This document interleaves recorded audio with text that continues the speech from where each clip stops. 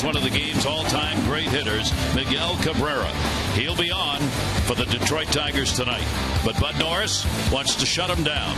The Orioles lost 2 out of 3 in Detroit, so the effort is to at least return that favor here in Baltimore. The first of 3 division leaders face off next.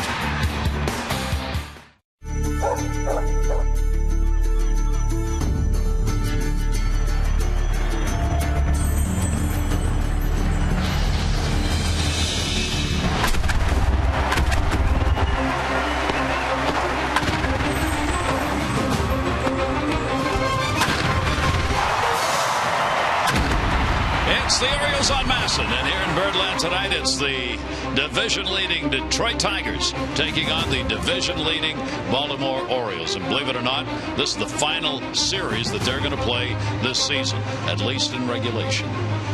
Hi, everybody. I'm Gary Thorne, and welcome. Right now, we're going to have a rain delay. We'll start with that. They put the tarp out about 45 minutes ago. A little shower went through. Tarp is coming off, so about 7:30 we should be ready to go with this ball game. These two teams have already met. The series was in Detroit. It was a high-flying offensive affair. Take a look at the numbers that were put up in the series. Won by the Tigers 2-1. Both teams really hit well. The Tigers with that .333 average, but look at the runs, 18-13 in runs in those 3 games. The Tigers out-homered the Orioles 5-1. It was the Tigers starters, surprise, surprise, who held down the Orioles. The Orioles starters had problems. The Orioles, however, got to the Tigers bullpen, while the Orioles bullpen was better than theirs. So we meet the Tigers. Jim Palmer here at the home field. Yep. Well, you know, last year the Orioles, they played 6 times. The Orioles win 4. The Tigers only win 2. The Orioles are well aware, Gary, and we know this, and they know it, is that the Tigers are a really good ball club. They went all the way to the championship series, actually lost to the Red Sox 4-2, but you said surprise, surprise. They do have the best starters. You know, we know they can hit. Cabrera had, for him, a bad March in April, but now, of course, he's about as hot as anybody. Victor Martinez hitting right behind him. He takes and assumes the role of Prince Fielder, who's now with the Rangers. So, you know, it's a little different ball club, but they can pitch, they can hit. But again, they've lost 3 out of 4, and the Orioles have won 5 out of the last 6. So you got Porcello. He's won 4 in a row. He's 5-1, and Bud Norris for the Orioles has really been pitching well. And the Tigers also a little different. They're running a little more, so the Orioles are going to keep an eye on that, because under Brad Ausmus, he's freed up some of the base runners, and they're willing to steal, even with Miguel Cabrera at the plate this year, which is really unusual. All right, let's take a look at the Orioles starter, who's going to try and shut all of this down, and that is Bud Norris. Never stop improving. It's brought to you by Lowe's.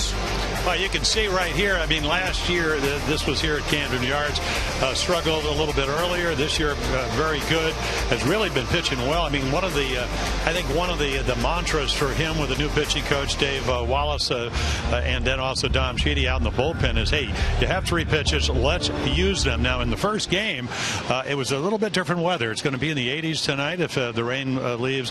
It's probably, what, you were there, probably maybe 50 degrees. If you were a little lucky. bit slick, yeah, if you were lucky. But a very bright and clear day. He threw 15 straight fastballs. Torrey Hunter drove in 5 runs, a 3-run double, and a 2-run home run. So Bud Norris has pitched well. He's used all his pitches, and as Buck Showalter told him after he only used 1 changeup with the wind blowing in 30 miles per hour, you're a golfer. Use the whole bag, not just a 5-iron. So I think he's really learned. And I think the one thing is he's been much more aggressive early on. Even though with runners on, he's just been magnificent. Runners in scoring position, 129, one of the lowest averages in baseball. So Bud hopes to get the chance here shortly. The starters have not begun to warm up. We are going to have a rain delay. It's about 7:30 when we're going to get this started. We'll be back here to Camden Yards as we await the opener of this series.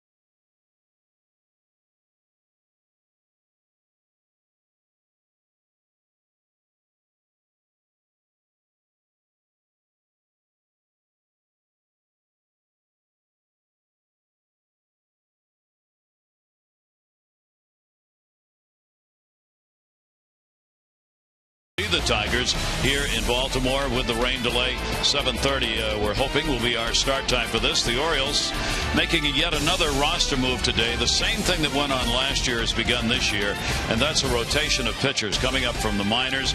TJ McFarland, who had a strong outing yesterday for the Orioles, but Preston Guillemette has come up, recalled from Norfolk. See the numbers he had there. He was acquired from the Cleveland Indians. Buck Showalter impressed with the numbers he has put up in his minor league career.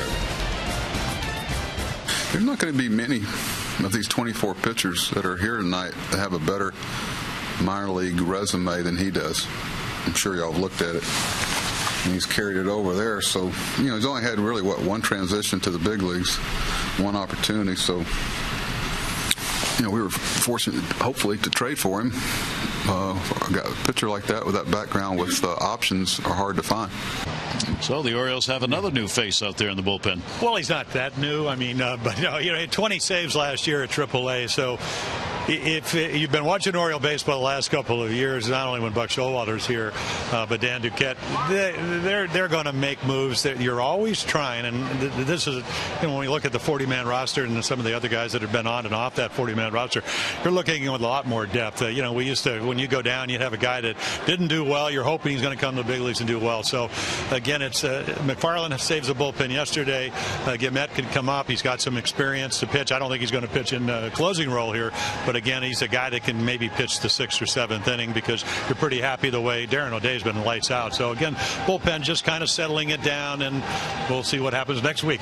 TJ McFarland going down. Buck Showalter said he's going to start down there, and Showalter said before the game tonight, we still look at him as a possible starter for the future, and that's what McFarland's going to do at AAA. All right, they're putting the tarp away. Field will be prepared. Should be ready to go at about 7:30. That's when we will come back here at Camden Yards to get this one going. The Tigers and the Orioles in Game 1. A rain delay for the moment. Enjoy this. We'll be back.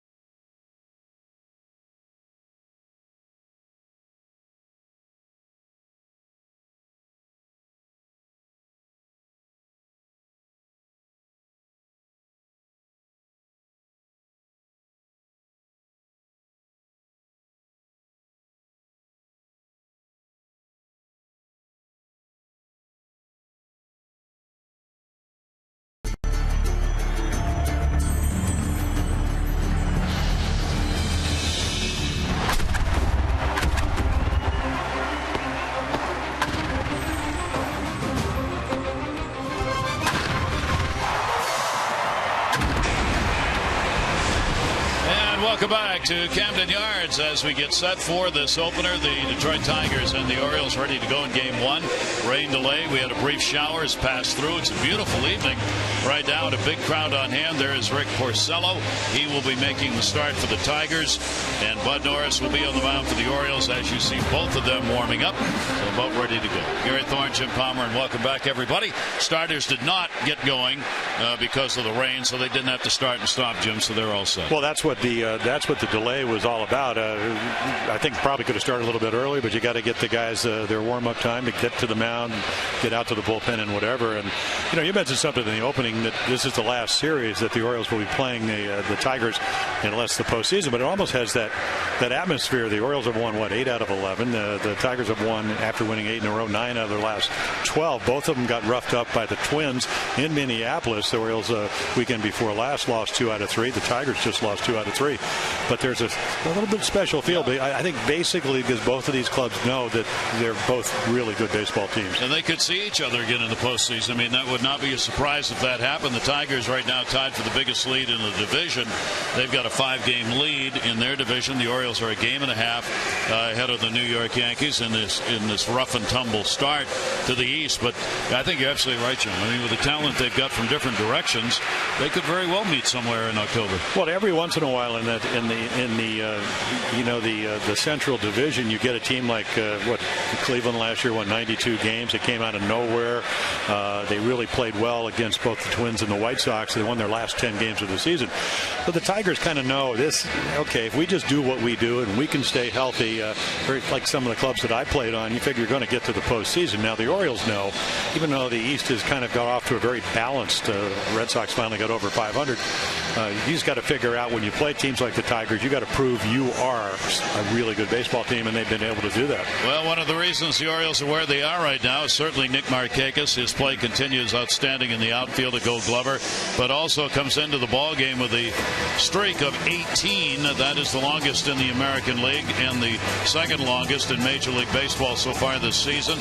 His career high is 19, so he'll try and equal that tonight. And Jim, we've seen Nick Markakis just spraying the ball all over the field, and if you get it in his spot, he'll drive it with power. Well, he hit a couple of home runs the week before last, so it's 20 out of his last 24 base hits have been singles, but he does use the whole field. He's healthy, and that's the most important thing.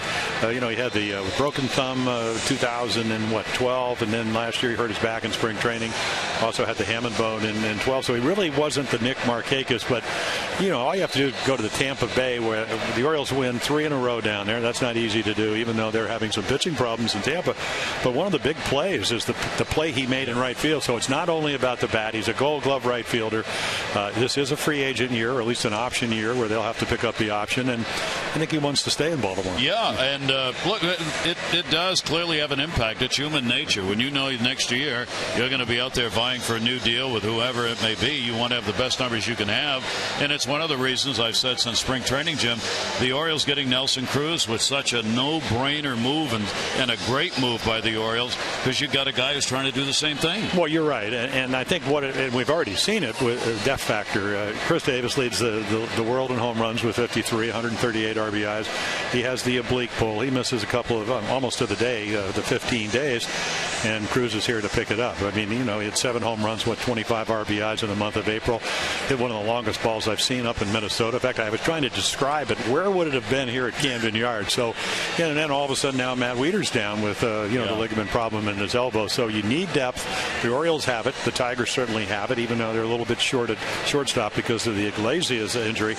But again, the Orioles, they got to like where they are. 5 games over 500, even though they haven't played probably as well as they think they will, but still very much in the mix, actually leading the American League East. And they've continued to play a strong defense. They will come into the ball game tonight, 3rd in defense fielding percentage-wise, and they've done that just now for the first time, getting what they thought would be their starting infield on the field at the same time. Well, they set the all-time record. I was talking to Rod Allen with the Tigers, a former player, and he said, didn't he set the all-time record? I said, actually, Tampa did too, but the Orioles, I mean, the least amount of errors ever in a 162-game schedule. So Manny Machado's back. He won the Platinum Glove, which is the best Gold Glover, and I think they're very happy that he's back. You got to remember he did hit 51 doubles last year. And they'll have Hardy and Scope and Davis back in the lineup for the ball game tonight. Orioles are taking the field. We're about set to go with game one after the rain delay. We'll be back to take a look at the lineups here at Camden Yards.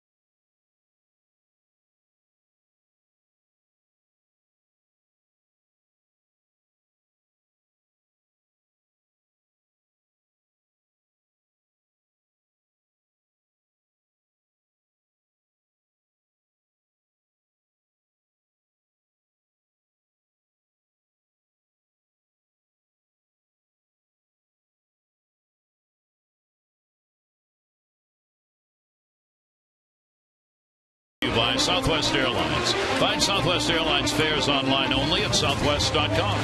And by Chapin Davis. Chapin Davis providing investments that can produce income from your retirement plan. Call to learn more at 800-222-3246 or at chapindavis.com. A lot of blue sky showing up after the shower went through. Take a look at our train. Game time temperature really warmed up around the Baltimore area today, and humidity up as well. Visit trainsearch.com to find your train comfort specialist dealer. It is hard to stop a train, really hard. And here's the starting lineup for the Detroit Tigers. 21-12 coming in. Kinsler, Hunter, and Cabrera. Victor Martinez, who's red hot. Jackson, Castellanos, Avila, Romine, and Raja Davis. And Torrey Hunter, what a series he had against the O's. And take a look at Bud Norris. The Orioles acquired him at the trading deadline from Houston last year. So they're your fastballs. And again, that's a pretty good percentage. Maybe a couple of ticks up. The breaking ball, he has a curveball, but very rarely throws it. It's mostly sliders. And then the changeup, he's using it more in a sense, I think, only because he's throwing it for strikes. It's about the same percentage as last year. There are the numbers. And when you talk about how he's done against the Tigers, it was all about Torrey Hunter, the second start of the game Saturday afternoon. The Orioles, they got out the Tigers put 17 runs in those first two games on, and then Tillman beat Verlander 3-1. But Bud had 1.15 straight fastballs, so I think he'll probably mix them up a little bit more tonight. Bud Norris lifetime is 0-2 against the Detroit Tigers, a high 7.41 ERA against them. This will be his fifth career start against the Tigers. Tigers with that 5-game lead in their division. They finished up a 7-game homestand Sunday, losing to the Minnesota Twins by a score of 4-3. Brad Ausmus, their first-year manager, I thought put well about Brad. Look, he knows he took over a very good baseball team. He's just kind of staying out of the way, doing what needs to be done to get him on the field, but he says they know how to play. And that's probably about where he is this season with this Tiger team. Yeah, and he certainly, with Kinsler leading it off, I mean, he brings power. He, maybe not the greatest defensive second baseman. Fonte, who went over to Kansas City, we'll see him later in the week. Maybe a better defensive player, even though Infante hit over 300 for him last year. But Kinsler, a very dynamic player with a bat. Very. So Kinsler will lead it off. He's reached safely in 28 out of 33. He will take the pitch for a ball from Bud Norris. Kinsler's had 15 multi-hit games already, tied for third in the American League, and he's a big number, 332 lifetime against the Orioles. Norris with a 1-0 pitch. That'll be down to third. Manny Machado in the big hop. Plenty of time, and we'll get the out. Good jam shot by Norris. We'll take a look at our defense, sponsored by Chevrolet. Cruz, Jones, and Markakis. Jones with Gold Gloves. Same with Nick out in right field. Machado, Hardy. Machado won the Platinum Gold Glove. Hardy with back-to-back Gold Glovers. Scope, Davis, and then Steve Clevenger doing the catching behind Bud Norris. Orioles third in defense in the American League coming in. And here is Torrey Hunter. Talked about what he did against the Orioles. There isn't anything he didn't do in that first series. 6 for 12, 3 home runs and 3 RBIs. I mean, 7 RBIs. He was just a one-man wrecking crew in Detroit. Against Bud Norris, he's 3 for 9 with a home run.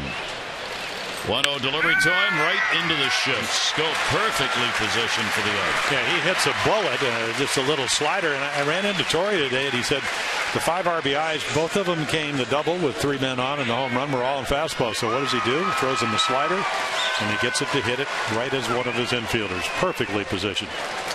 That will bring up Cabrera. Certainly one of the all-time greats already, even while he continues to play. You see March and April, the 277, 2 home runs for him. He felt he was off, that he wasn't on yet. So in May, he's up to 325, 3 home runs, 14 RBIs. That's 14, the most in May in the majors. Cabrera's got a 2 for 9 lifetime off Norris. He is the best among active players against the Orioles. I mean, you see the 291 number he's put up this year. His career number against the Orioles is 395. And we're talking about 185 at bats in 48 games. Yeah, 17 of those home runs. And then in the 48 games, he's got 47 RBIs. Amazing. Yeah. Watch him on Saturday against the Twins at home. Both Victor Martinez, who's on deck, and Miguel Cabrera hit home runs, and he just took a cutter up over the plate and flicked it into the right field seats. So tremendous power to all fields. Orioles will play the shift on in the infield. 2-0 delivery to him, and Norris will get that in there for a strike. As you would expect, Norris is facing a Detroit team which offensively is an absolute powerhouse.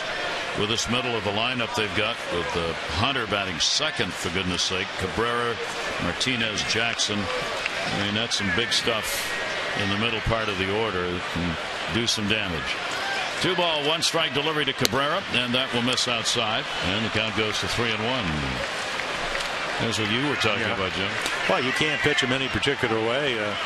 And Alfredo Simon, he tried to go up and in about 96 miles per hour a couple of years ago when he was pitching for the Orioles, and Cabrera hit it about 450 feet to left center field, and it was, it was one of those pitches you say, hey, it wasn't really that bad till it landed. Got him on the pop-up, out to shallow right again. Scope coming over, and he'll make the play in a solid inning.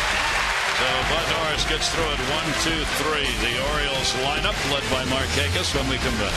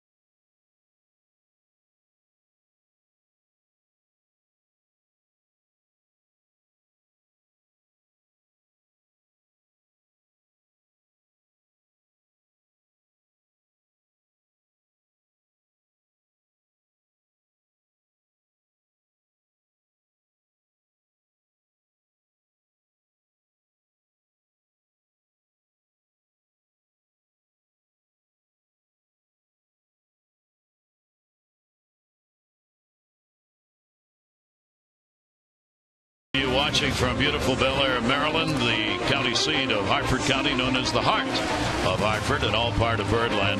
Great to have you with us here for the opener against the Tigers. And here's the starting lineup, brought to you by Southwest Airlines. Their fares online only at southwest.com. MARKAKIS, Machado, Jones, Davis, Cruz, and Hardy, Clevenger, Young, and Jonathan Scope. Last 5, Adam Jones heating up with a long ball. And Rick Porcello trying to make it 5 in a row. He's 5-1. You can see the fastball. He's put 80 balls in play this year, 50 of them on the ground. So he throws some breaking balls. You talked to his pitching coach, Jeff Jones. He said, and he's only 25. He said the big difference is the secondary pitches. Change up, a little cutter. He throws more of a curveball versus the slider. So you can see he doesn't walk hardly anybody. And again, lefties have a little bit better chance, 3-1 in the home run department. So, or actually, righties hit the more home runs, but the average higher for the lefties. So he's a ground ball guy, still looking to win here at Camden Yards. 0-3 lifetime. And there is Jeff Jones. I mean, it's amazing that he's, again now in his 5th year, and he's only 25 years old. He has already beaten the Orioles this season in that series in Detroit. He went 6 2/3, a run on 3 hits in that ball game. Nick Markakis leading it off for the Orioles as Nick tries to reach his career high, match it at 19 consecutive games in which he would have a hit. He comes in with 18 consecutive and pumping the average up at 317. And a check swing will be fouled off. This is a pretty good number right here. I guess so. Well, and again, I mean, a lot of them singles, but that's fine. I mean, if you watch him in batting practice, a little different stance, maybe a little more spread out. But what he does, he tries to stay on top of the baseball. So, and by doing that, you can still hit some line drive because you backspin the ball, and you can also hit some home runs that way. 356 is average during the streak, and he will take the pitch inside for a ball. He has done well against Porcello. He's 9 for 21 with a home run lifetime against the Detroit pitcher. So Nick's got somebody out there. He's seen the ball pretty well off. 1 ball, 2 strike delivery. Porcello went away off the end of the bat to short. Romine will make the play. Markakis is retired. Now let's take a look at the Tigers defense, and it's a little bit more mobile than last year. Davis, Jackson, and Hunter. There's Hunter with 9 Gold Gloves out in right field. Castellanos, Romine, Kinsler, Cabrera moved from 3rd to 1st because Prince Fielder went down to the Rangers, and then Alex Avila, very good defensive catcher, doing the catching. And that will bring up Manny Machado, the Orioles' 3rd baseman. He had a 3 for 12 against the Tigers in the series of a year ago, and the pitch will be taken down low for a ball for Manny. Over the last 4 games against the Tigers, numbers been up there. 1-0 count on him, just now starting to get some at bats piled up since coming off the DL. That will go to second base. Kinsler will make the play over to Cabrera, 2 down. Yeah, it reminds me of a former Tiger that was one of the best, and that was Mark Fidrich, the Bird. It seemed like when you pitched against Fidrich, especially in Tiger Stadium with the overhangs and all that, it was a ground ball to Whitaker, ground ball to Trammell, and that's what Porcello can do. Pleasure to play behind when you're a defensive player. So 2 down and nobody on, and here is Adam Jones. Adam coming in, having hit successfully in the last 6. Porcello's delivery to him will be up high for a ball. For Adam, he is 3 for 21 lifetime off the Detroit Tiger right-hander. Porcello has had a decision in all 6 starts. So as his record is 5-1, that is the Tigers' record, obviously, when he starts. And the pitch is taken at the knees for a strike. Porcello only 25 years old, 13-8 last year. Pronounced difference between home and road so far this year, but limited numbers. 1-1 delivery, and that's going to be a ground ball. Castellanos throw in the dirt. Nice play, Cabrera. They get the out. Boy, that was a close play, and Adam Jones is arguing about it with the crew chief, Bob Davidson. Now Buck Showalter is making his way out, so the Tigers will stay on the field. as we await to see whether or not there's going to be a challenge on this play. And he's out. The umpire again has it right. Amazing.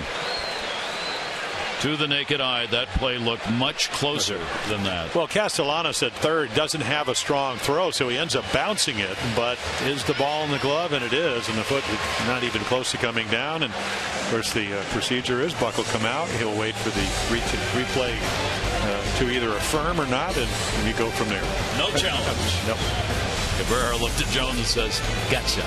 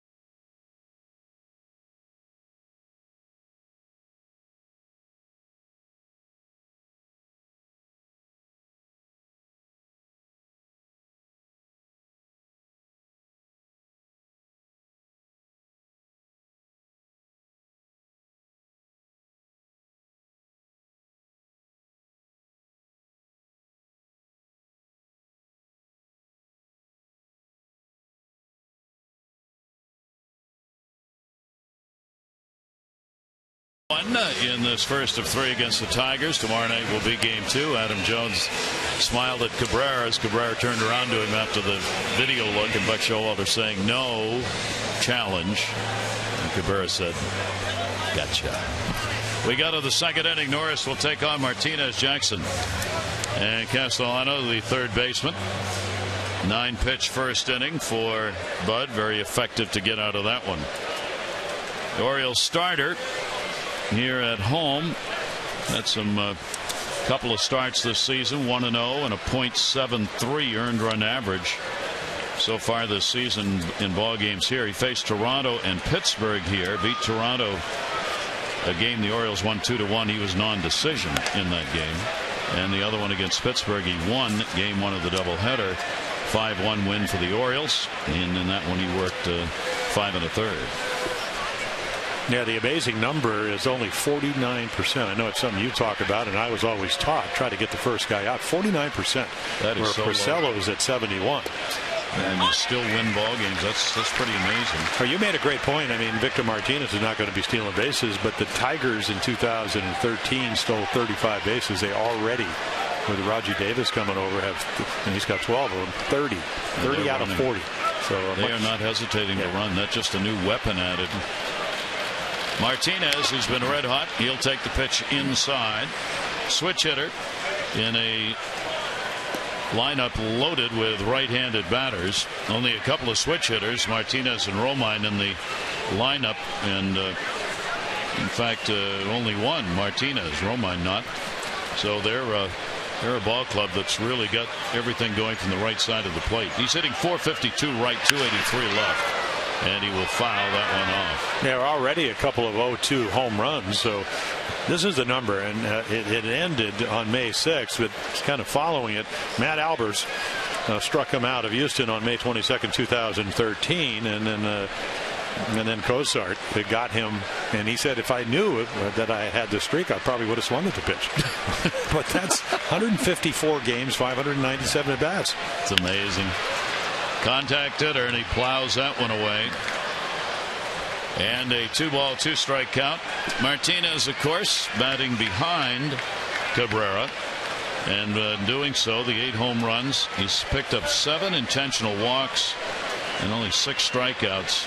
since sitting behind Cabrera in the lineup. Miguel in the number 3 spot, and Martinez batting cleanup. Here's the 2-2 delivery, and he'll punch that one to right. Good pitch by Norris again. MARKAKIS gets it. One away. Win a meet and greet with Buck Showalter from Masson. Just text Masson's word of the day, relief, to 29292 for your chance to win. That's relief to 29292.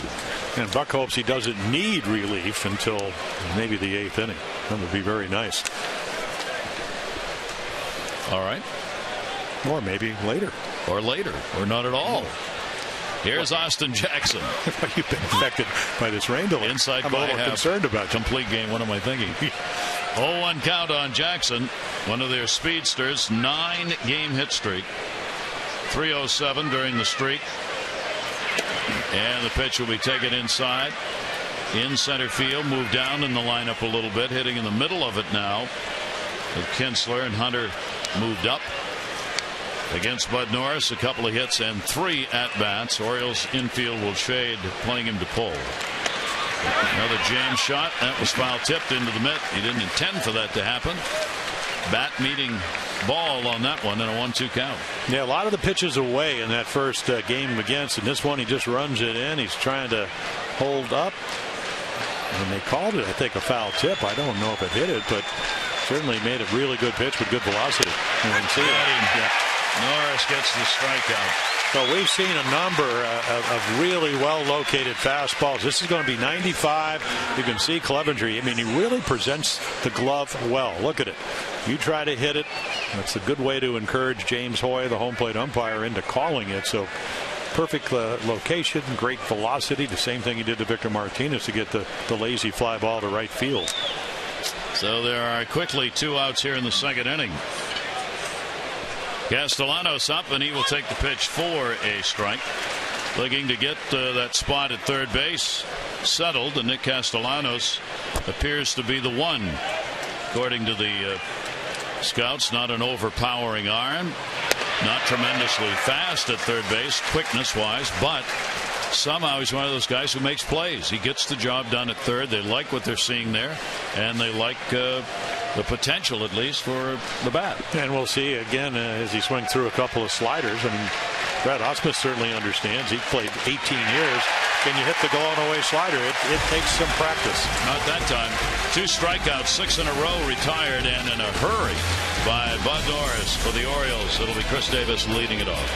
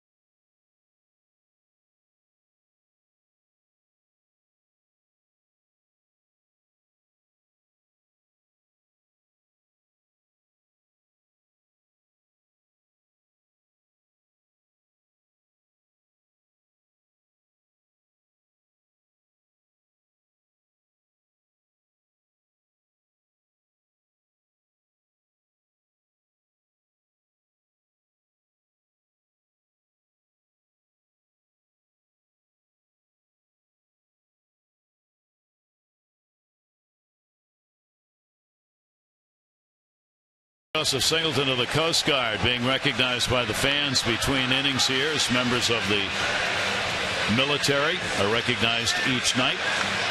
And he gets some kudos from the folks both around him and in the ballpark. And just imagine how special. Take a look at our Maryland Lottery contestant of the game, Peter Anderson from Forest Hill. $500 for being selected. You get $500 more for every Orioles home run tonight. Play the Orioles scratch-off from the Maryland Lottery for your chance to be a contestant of the game. Win a trip to see the O's play at Wrigley or MLB World Series. Learn more at mdlottery.com/Orioles. Well, Peter Anderson happy that Chris Davis back in the lineup and hoping that Porcello doesn't have the sinker going, even though he threw 3 ground balls in the first inning. Chris has had 3 home runs off Porcello. He is 5 for 15 with 3 homers off the Tigers starter. Big shift put on against him, and the pitch is taken for a ball.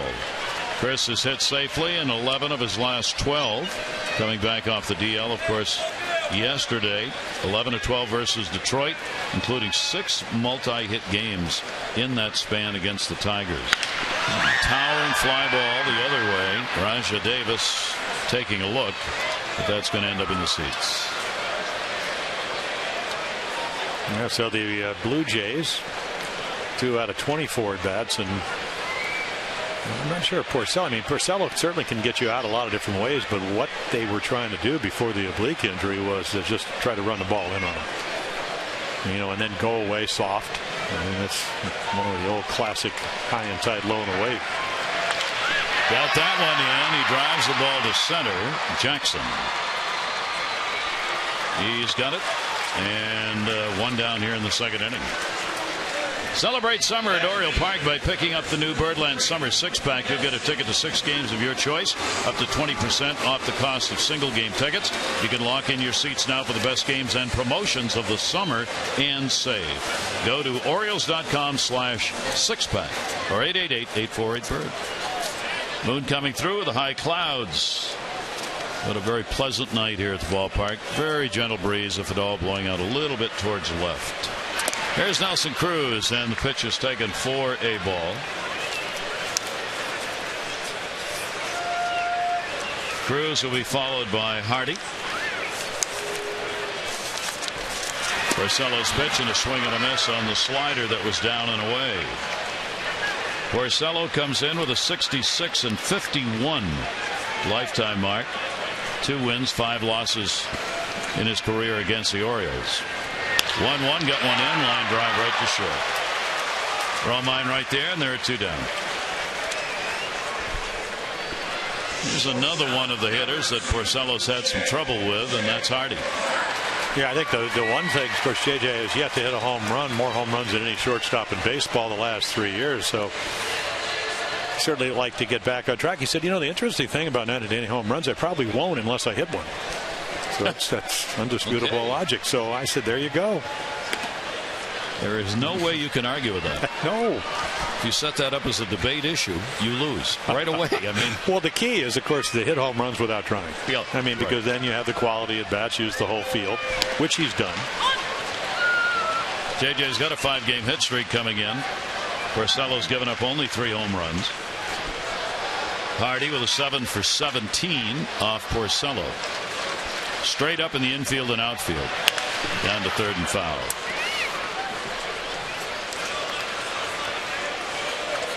One ball, 2 strike count with 2 down and nobody on. There you see the defense. Outfield pretty deep, especially in right. Hunter's got that gap covered. He's given him the whole right field line. JJ will go the other way to the other gap. That's going to fall in. Because Hunter was over, he'll hold him to a single.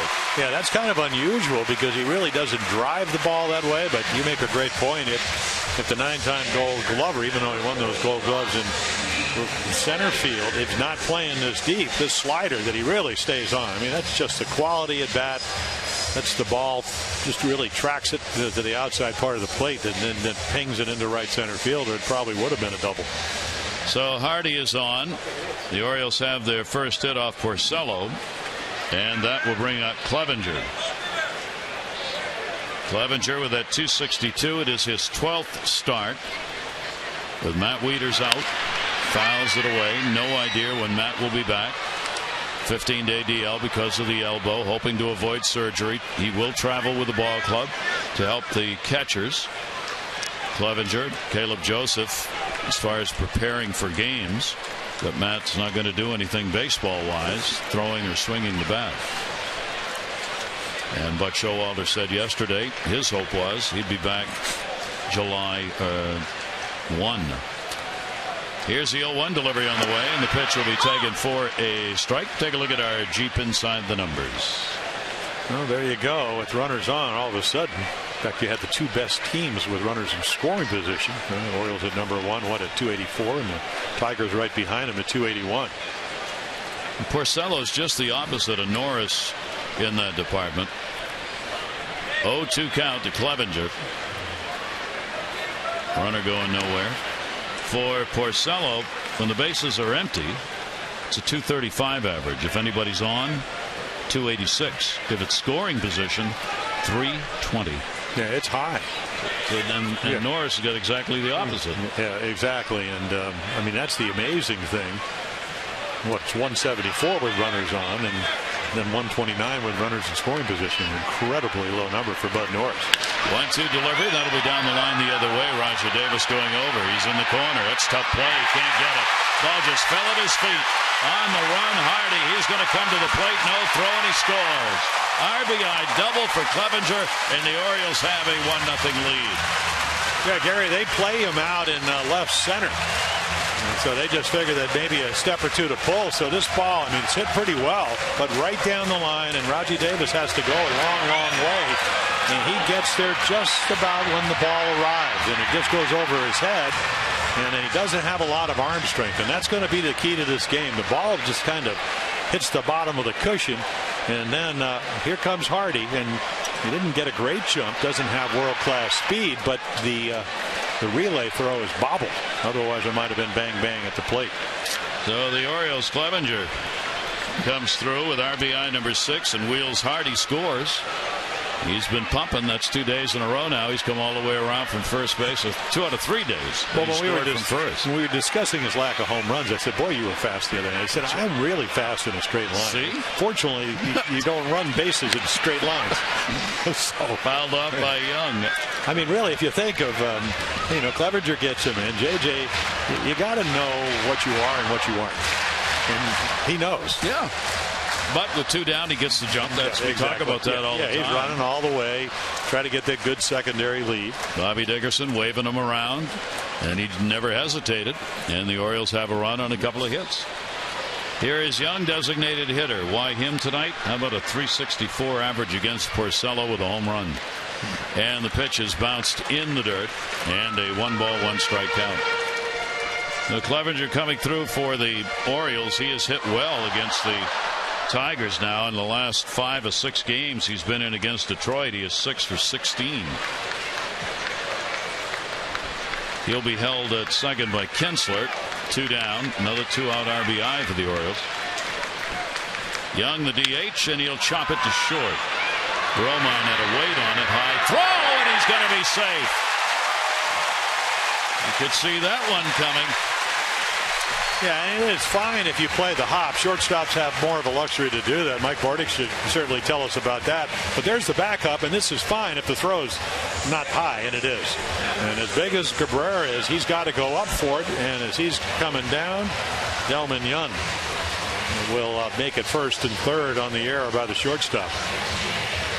So the Orioles have runners at first and third. And that will bring up Jonathan Scope. That'll be an error charged on the throw.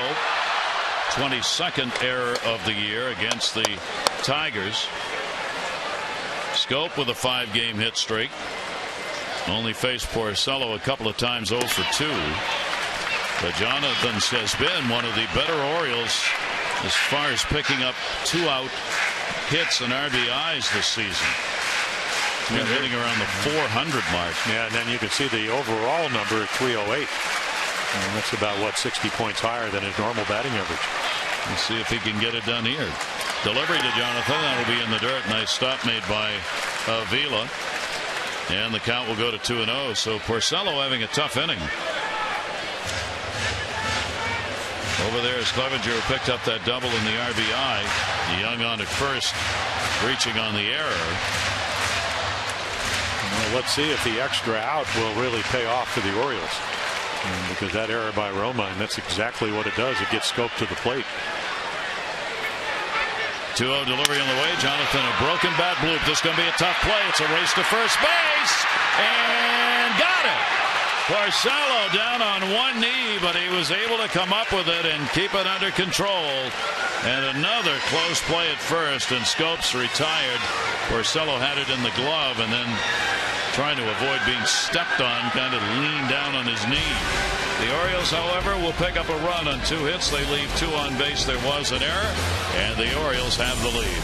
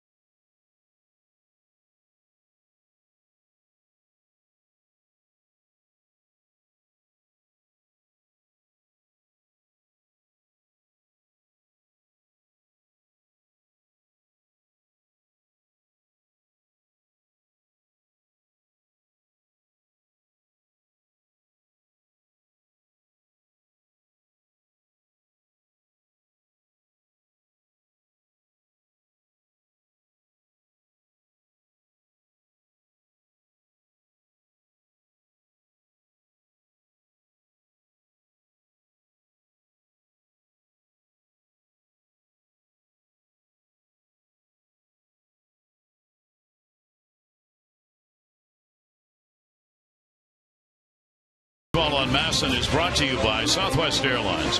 Find Southwest Airlines fares online only at southwest.com. By Coons, when you're talking cars, you're talking Coons. And by AT&T, mobilizing your world. The bird delivers. Gary Tharja Palmer with you. The Orioles out to the early lead in the ball game. J.J. Hardy coming around to score on the double by Clevenger. Now back to work defensively. Bottom third of the order against Norris. Now he's getting used to that. That's what won the game the other night. Yep. Clevenger up. Hardy at first. Double into the corner. Orioles have had great production from players who weren't supposed to be playing every day here in the first 6 weeks of the season. Avila has gone 0 for 8 against Norris. He'll be followed by Romine and Raja Davis. Shift is put on, and he will take the pitch down low for a ball. Avila has had his problems against the Orioles, a career 196 hitter against the O's, and has only 1 hit against the Orioles in his last 23 at bats against Baltimore.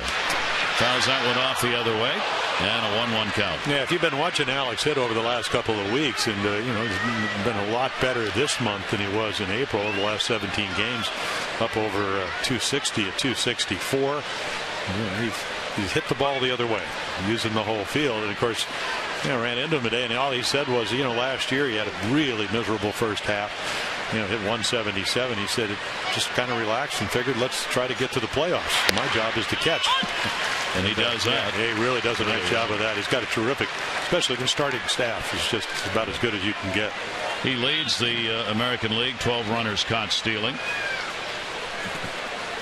1 ball, 2 strike count. Bud Norris's delivery to him, and that will be inside. These two teams have matched up so evenly over the past few seasons. They have split their last 50 head-to-head ball games going back to 2008 in the All-Star break. Their last 18 meetings in Baltimore split right down the middle, each team winning 9. And a timeout asked for at the plate.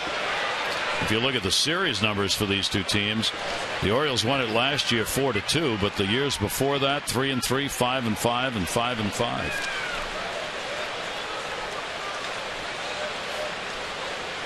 Two ball, 2 strike count. Norris was ready to deliver in that last time out.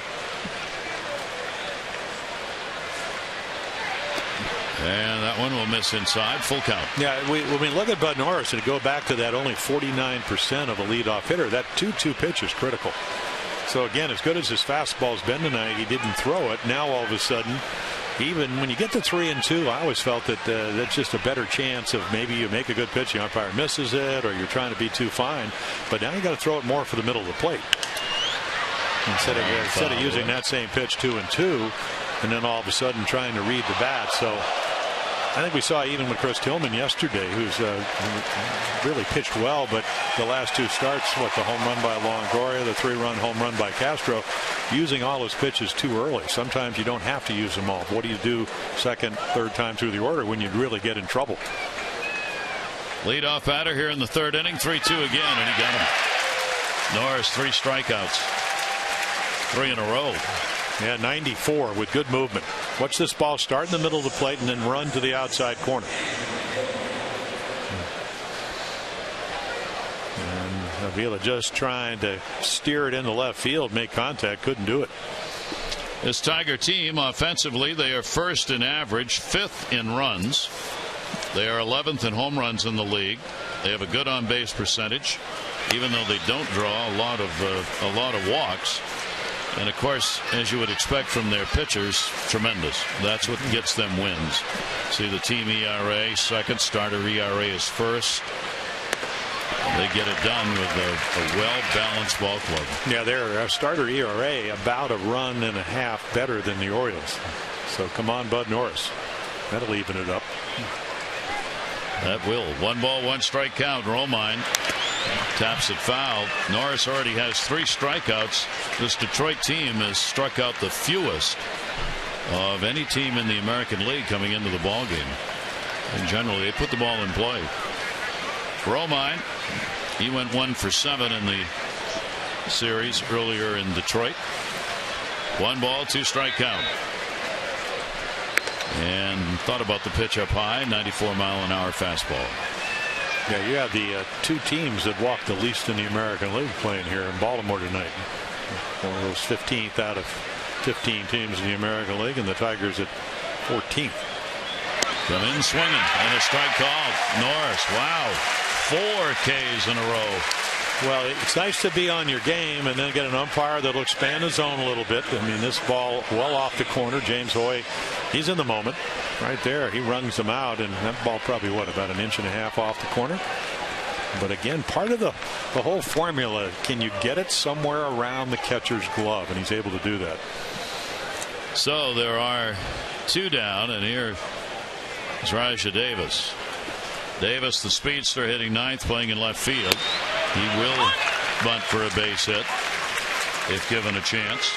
Against the Orioles, he had a 3 for 6, a homer, 4 RBIs in that initial series. Not a home run hitter is Davis. He's got a couple on the year. Scored 14 runs for them and a chopper. Jonathan Scope. Perfect timer. You got him through the order. 9 retired, including 4 strikeouts by Bud Norris. The Orioles up 1-0.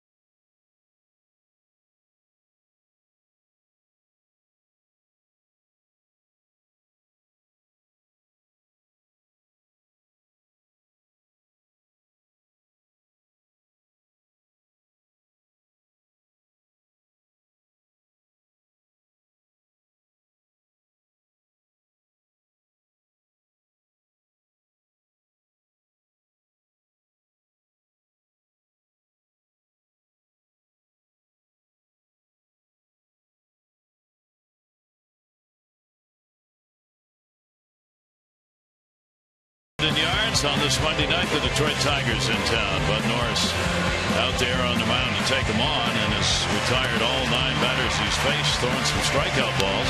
Orioles giving him a chance to get the lead. Hardy, Clevenger combining. Clevenger the double RBI. Hardy scored, and it's 1-0. And all of that came with 2 down in the second inning. We go to the bottom half of the third. Orioles back to the top of the order, and Nick MARKAKIS. Nick grounded out his first time up. Nick has hit safely now in 21 of his last 22, including the 18 in a row. Porcello's delivery to him, and the pitch up, and a 1-0 count on MARKAKIS. Nick's had good numbers against Detroit in his career, a .290 hitter against the Tigers, and 8 career home runs against them. And that pitch is laid in there by Porcello, 1-1.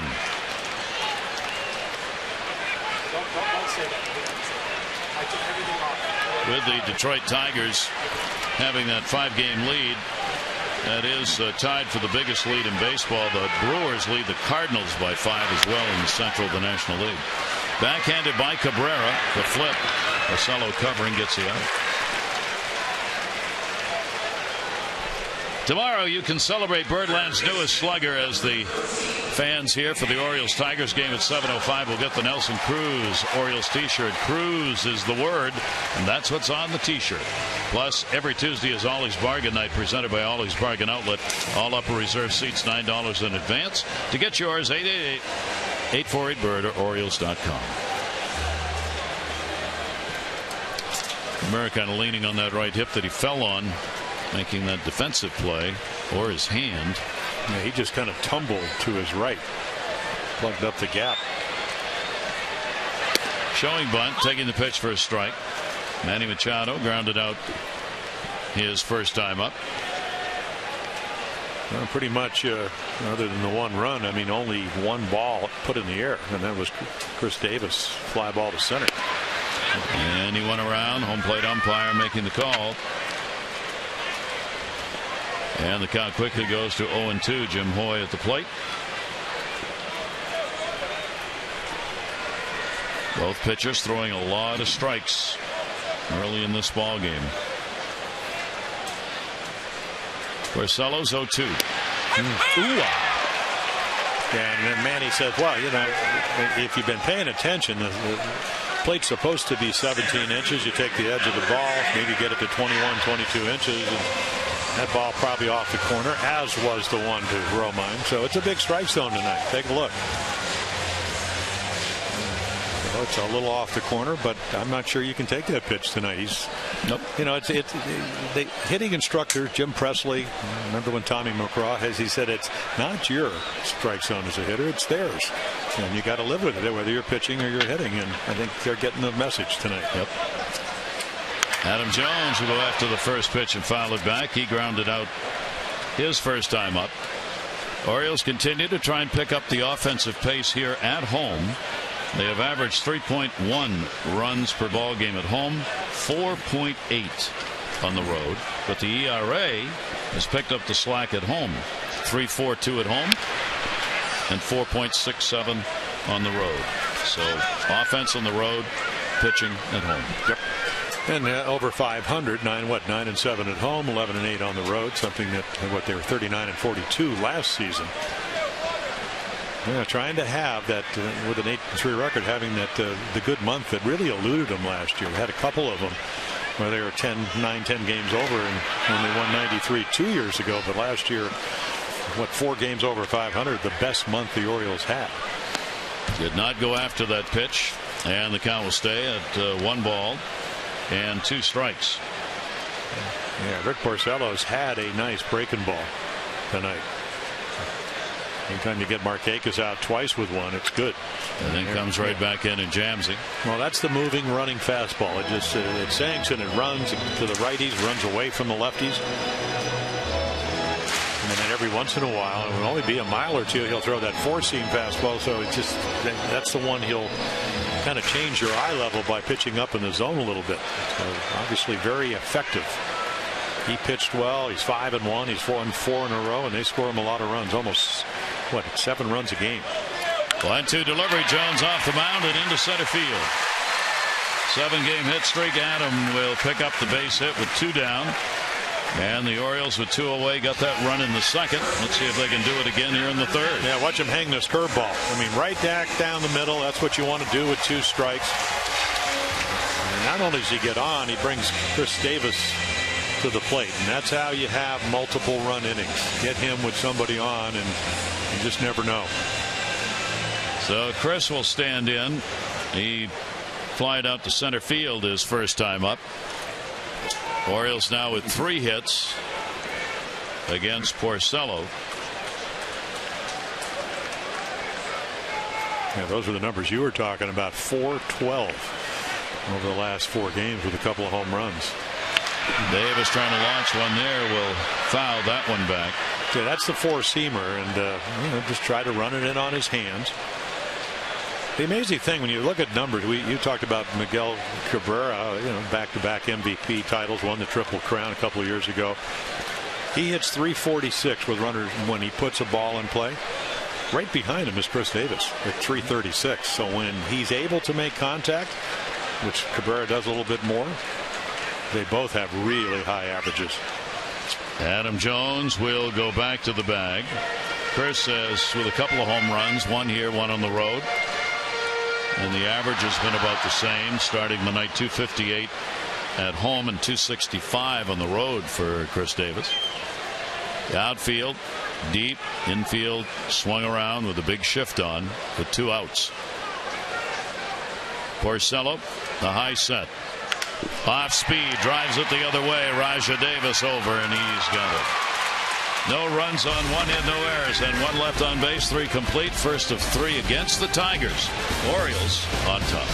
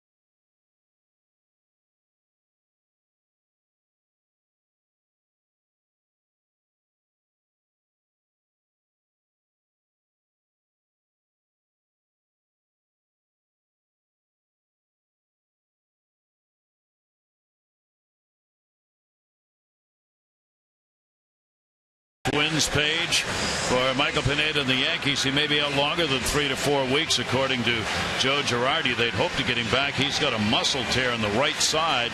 They think it's going to take a while. The Red Sox against lefties are up to 10-4 against left-handed starters. That is the most in the American League in wins. And for Mark Burley, how about on Mother's Day? His mother, Pat, threw out the first ball. She signed the autograph for her son. That's the way it should be done on Mother's Day. Oh, exactly. Good job. One of the reasons he's 6-1. Like any other mom, probably took him to Little League. Took him hunting because he's a big outdoor guy. Yeah. Hunting, is a gun loaded? I love that. 1-0 lead for the Orioles, and the top of the order coming up for the Tigers. Kinsler, Hunter, and Cabrera. Ian Kinsler started it out, grounding out in the first at bat against Norris. Now 1 for 6 lifetime off Bud. And the pitch will be taken for a ball. Yeah, he missed on the first pitch and then was able to get one in on his fist and hit a nice routine ground ball to Manny Machado at third.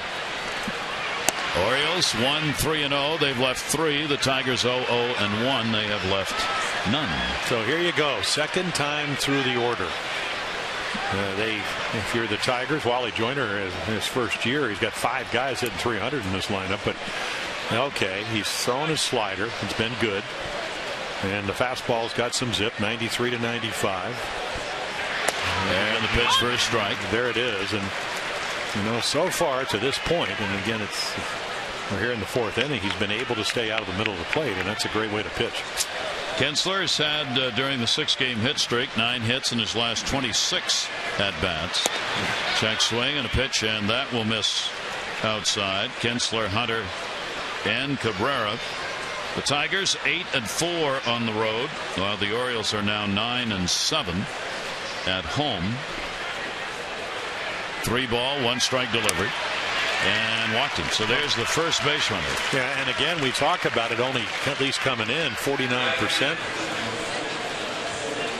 Take a look at our Jeep Inside the Numbers regarding the Orioles starter. Yeah, well, and again, I think it's, to me, when the bases are empty and it's 349, it's got to be a focus thing. Because again, when it gets a little bit tougher, and as you go through a lineup the second time, or you get into the heart of the lineup with Hunter, with Cabrera, with Martinez, guys that are red hot, it's harder to be able to post those numbers against a good hitting team, and these guys can hit. So Hunter will stand in. Runner goes. That's what we were talking about. The throw not in time. It'll be a stolen base. Well, if you're Brad Ausmus and you're managing this team, you have speed. That's the 5th stolen base, 31 on the year now. You have a guy that doesn't throw well behind the plate. We've been trying to work on a quicker relief, and you can see the throw on 1 hop. Fastball. You have a guy that can handle the bat, hitting over 300 in Torrey Hunter. So a lot of good things can happen even if you don't make contact. So Kinsler 5 for 7. Clevenger's thrown out 2 of 14. And with Norris on the mound, base stealers 6 for 6. And that one in the air to right field. MARKAKIS going back. He's got it. Runner tags. So Hunter is retired. Kinsler will move over to third base. Potential tying run with 1 away. And that's a terrific at bat by Torrey Hunter, just getting him with Cabrera coming up to third base. Don't forget, on Wednesday you can skip out of work early and enjoy an afternoon of baseball as a 12:35 start for the concluding game on Wednesday. Good seats remain for the afternoon showdown. They will go fast, so get this midweek treat under your belt. Orioles.com or 888-848-BIRD. With 1 down here in the 4th inning, Cabrera will try and get the run in. Cabrera popped out his first time up. Cabrera right now 5th in the American League with 29 RBIs. He is tied for 8th with 11 doubles. The league's reigning MVP for the last 2 years. And the pitch to him will go to center field. Jones will not have a play, and he's done it again. Cabrera will pick up the RBI. That will tie the ball game up. 30 RBIs on the season. Yeah, the amazing number for him, and of course he came in 1 out of 3, 333 with runners in scoring position. But this is all about the leadoff walk. It's all about the 2-1 slider that got him to 3-1, and then he walked him. Good speed, stole the base, and then Cabrera, he hit 397 with runners in scoring position for the entire year last year, almost 400. He puts up numbers that are not to be believed. The Orioles wish it weren't so, but it is. So the ball game is tied. Norris came into the inning having surrendered nothing. First base run to the walk. That's the first hit the Tigers have in the ball game. Martinez, Victor Martinez flied out his first time up. Norris's delivery to him will be up high for a ball. A .304 hitter in this ballpark with 7 home runs. Victor Martinez. Brad Ausmus. Little teaching going on by the former major league catcher. Yeah, Castellanos, the third baseman, the rookie. And Brad Ausmus having a little conversation. Kinsler, the veteran second baseman, there with him. Might learn something. Well, Ausmus won 3 Gold Gloves. He knows what he's talking about. 1-0 delivery will be foul back. Well, the one pitch that to this point, and we're only in the 4th inning, that Bud Norris has yet to throw is that changeup. Only throws it about, 9%, I think is the number we have. So they're looking somewhere between, as you can look right here. I mean, we have him. I don't know if he's thrown a changeup, but they have him at 7%. So everything has been about 85 to 94. So they're looking hard. And if he hangs a slider, that's when you speed up the bat. Victor Martinez, runner on at first base. Left center field. Jones, it's tailing away. Not going to get it. That'll take a hop off the wall. Cabrera, not fleet of foot, will stop at third. And a double picked up by Martinez. Now, one of the more red-hot hitters in baseball, and you can see elevates the fastball. I mean, it's on the outside third of the plate, but this is what he does. He's a gap-to-gap hitter with power. 400 road batting average for Martinez coming in, and he picks up his 8th double. And now Detroit threatening here in the 4th inning to not only tie it up but get the lead, as they've got Jackson coming up, a strikeout victim, his first time to the plate. Runners at second and third, one away. Infield, back. Not wanting to give up the out here, and the runners not having to go on contact. The delivery by Norris, and that will be taking up high as he has started these hitters off with a 1-0 count.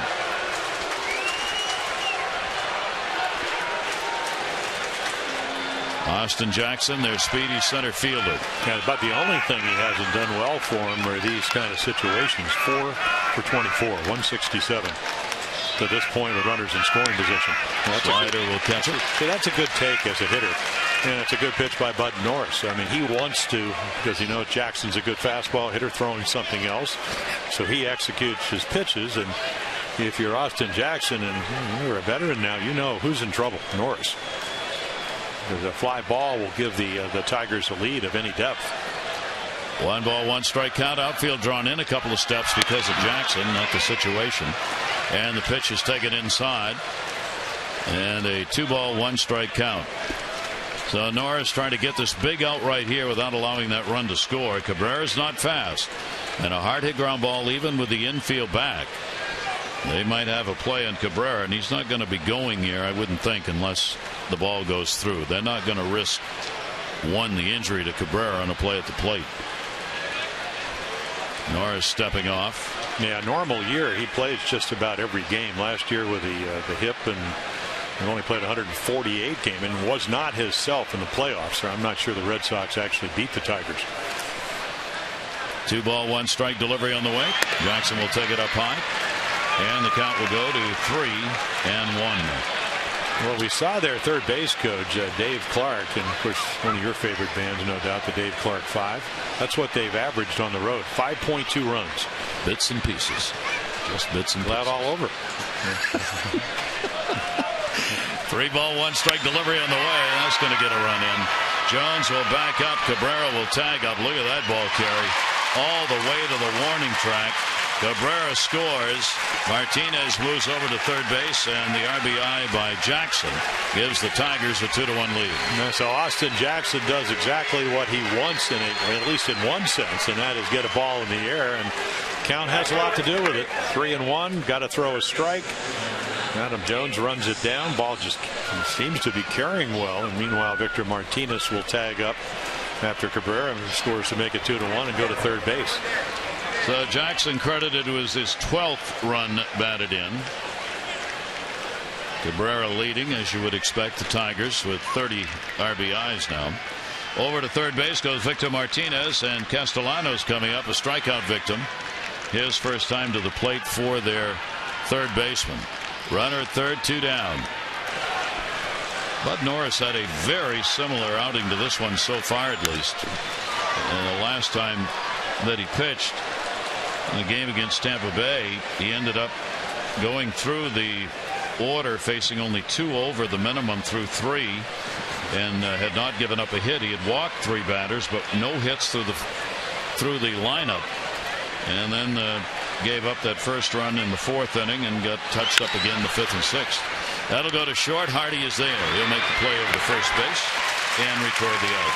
2 runs in for the Tigers. They do it on 2 hits. 1 will be left on base. Tigers up by 1.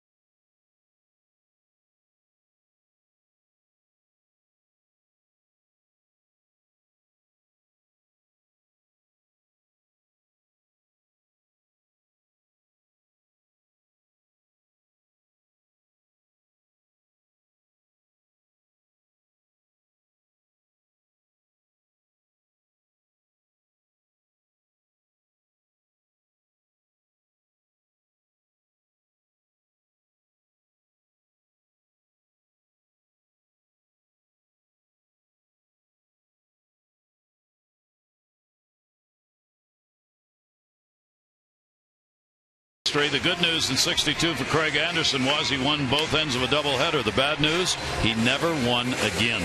He lost the next 16 decisions that year, the next 19 overall, and that was the end of his major league career. 2004, Alex Cora, 14 consecutive foul balls, and then on the 18th pitch of the at-bat, he hit a home run off Cubs pitcher Matt Clement for a Dodger 4-0 lead, one of the longest at-bats in major league history. They started counting the foul balls on the scoreboard at Dodger Stadium, and the fans cheered every one of them. And that's Joey Cora's brother. Yeah. This young man who's 0 for 20. Yeah. But he's not going to give up. Nope. Bottom half of the 4th inning. Nelson Cruz will take the pitch for a strike.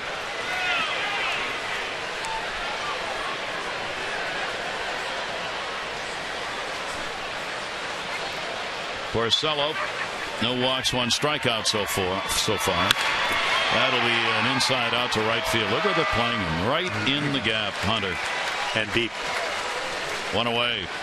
Time now for all fans to tweet their photo using hashtag #MASSONFANPHOTOS for a chance to have it shown in a future broadcast. Brought to you by AT&T.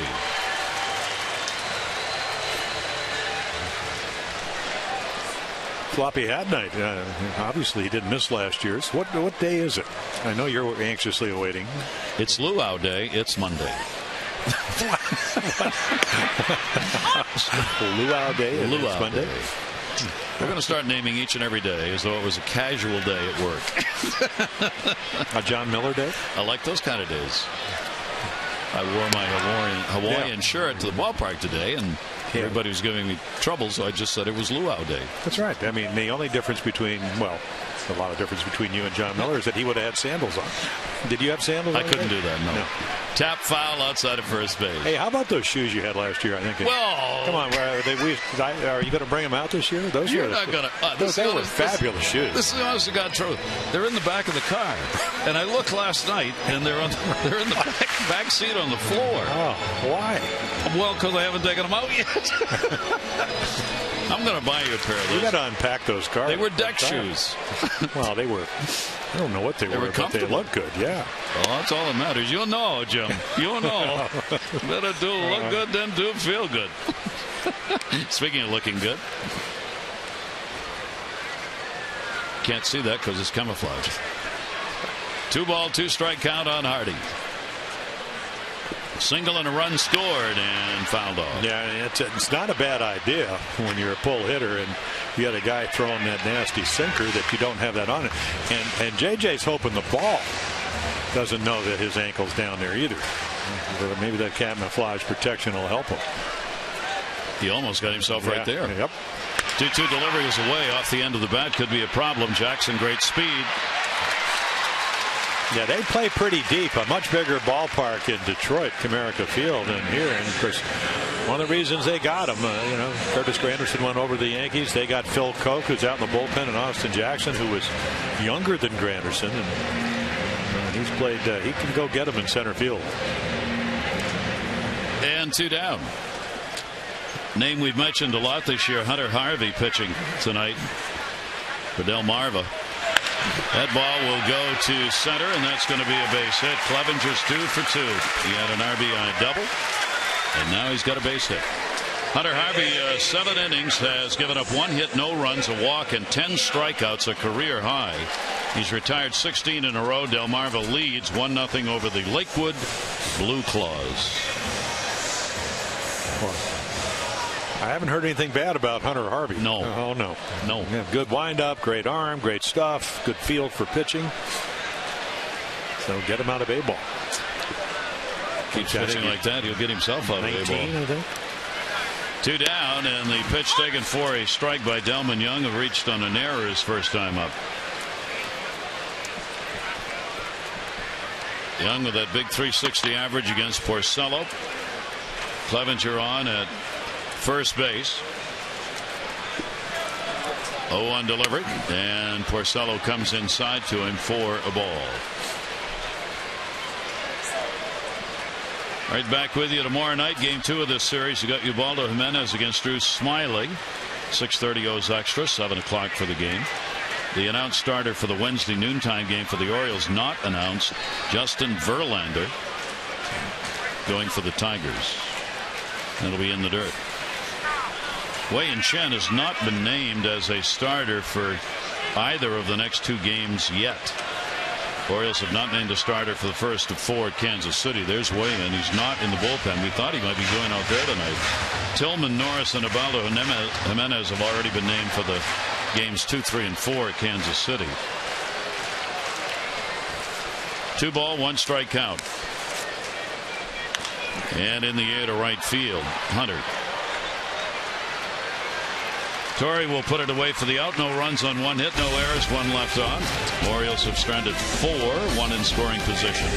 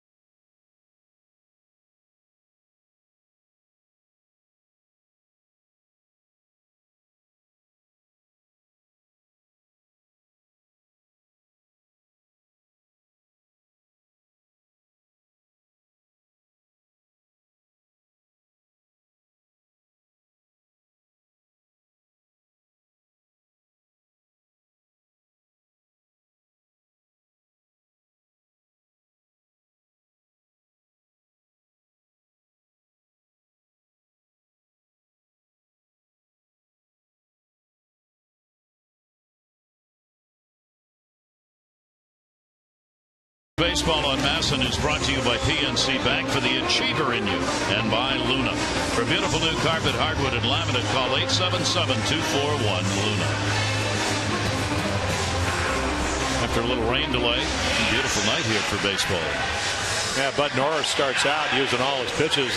Does strike out 4 in a row, and in the 4th inning, the dreaded. And we told you about his numbers, 49% of leadoff batters, but in the 4th inning, the dreaded leadoff walk, and then all of a sudden they get to see him for the 2nd time, and they get a couple of runs on the board.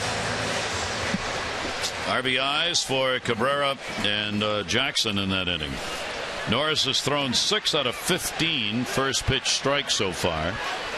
Porcello's got 10 out of 17. Avila will lead it off. Alex Avila, who struck out his first time up, still looking for his first hit off Norris. He is 0 for 9. With the infield shifted over, he shows bunt, trying to move Manny Machado, who came in a little bit. Manny at the shortstop position. You see him going back.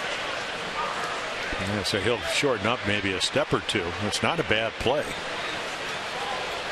It's almost a freebie if you're a good bunter. Well, it's even a better play if you actually practice it. Yeah. And I'm not sure whether he does or not, but I can't imagine if there's a good slider and a fastball count that if they keep putting that shift on, there are going to be times, not only tonight, but over the course of games throughout the season, that you're just going to take what they give you.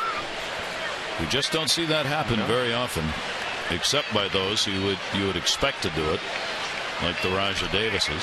1-1 delivery on the way, and that will be outside. And a 2-ball 1-strike count.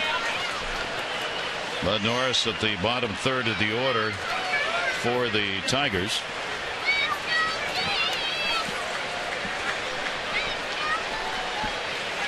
Outfield moved a little bit towards left, and they're in a couple of steps on Avila. That ball will be fouled away. Both Jones and Cruz, especially Adam, have moved in a couple of steps in the outfield. Yeah, playing the pull on the ground and in the outfield, maybe 2-3 steps for Adam Jones, the center fielder. He just wants to get off to the out of the ability of not being able to see the pitch when it comes out of Bud Norris's hands. 2-2 delivery to him and a check swing. Check at third. Yep. Ball Nurt with a call down there. Take a look, and yeah, that bat traveled far enough. Paul Nowert saying, nope, you went.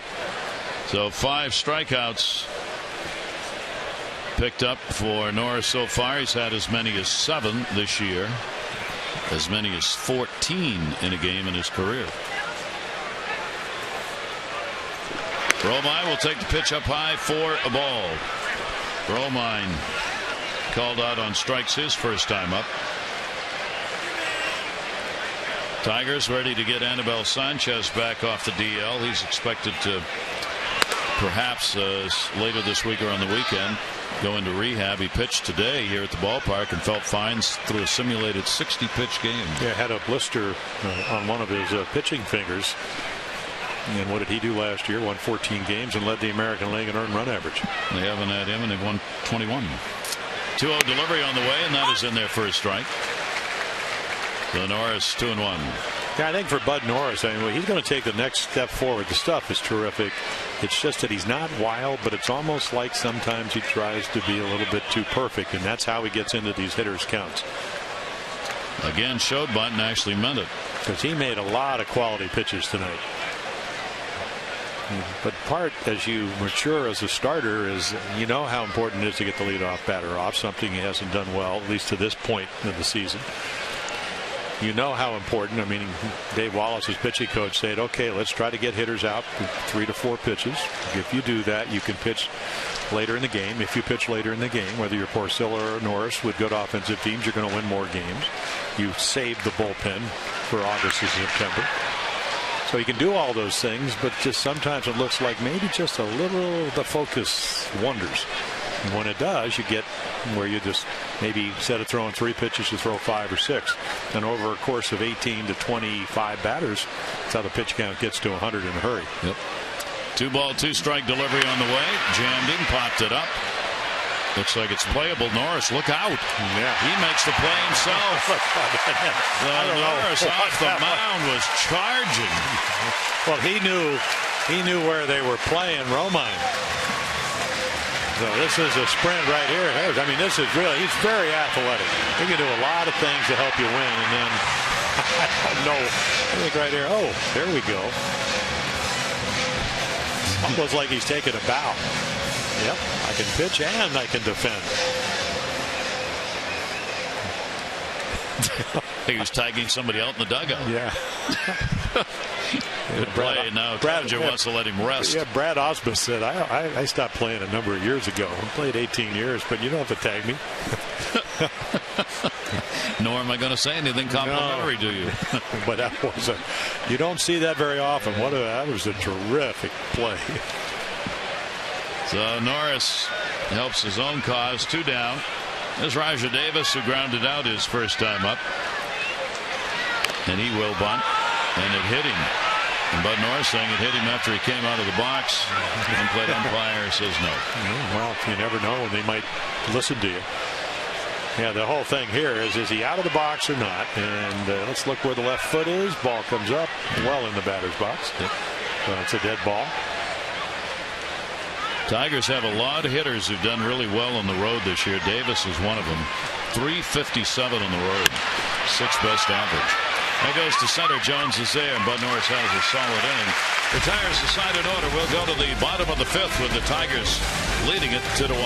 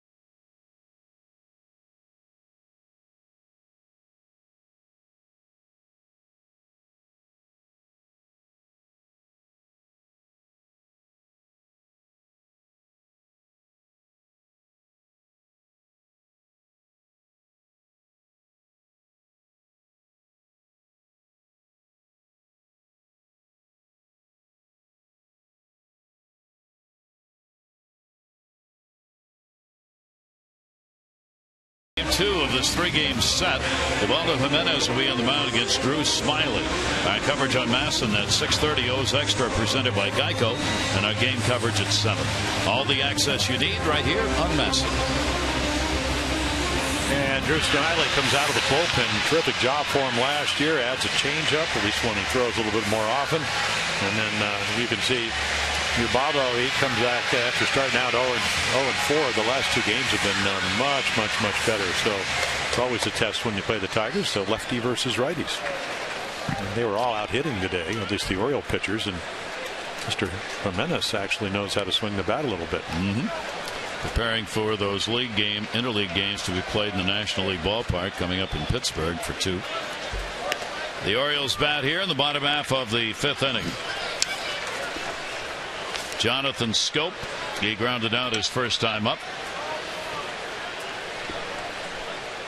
Porcello's delivery to him, and that's a big swing and a miss. Now you got to look at one half or the other, and the first time Jonathan had a couple of good takes. You can see 61% fastballs, no changeups yet. So either fastballs or that kind of slurvy. And of course, a slurve doesn't break sharp. His breaking ball's been pretty good. There's one. Hit hard to short.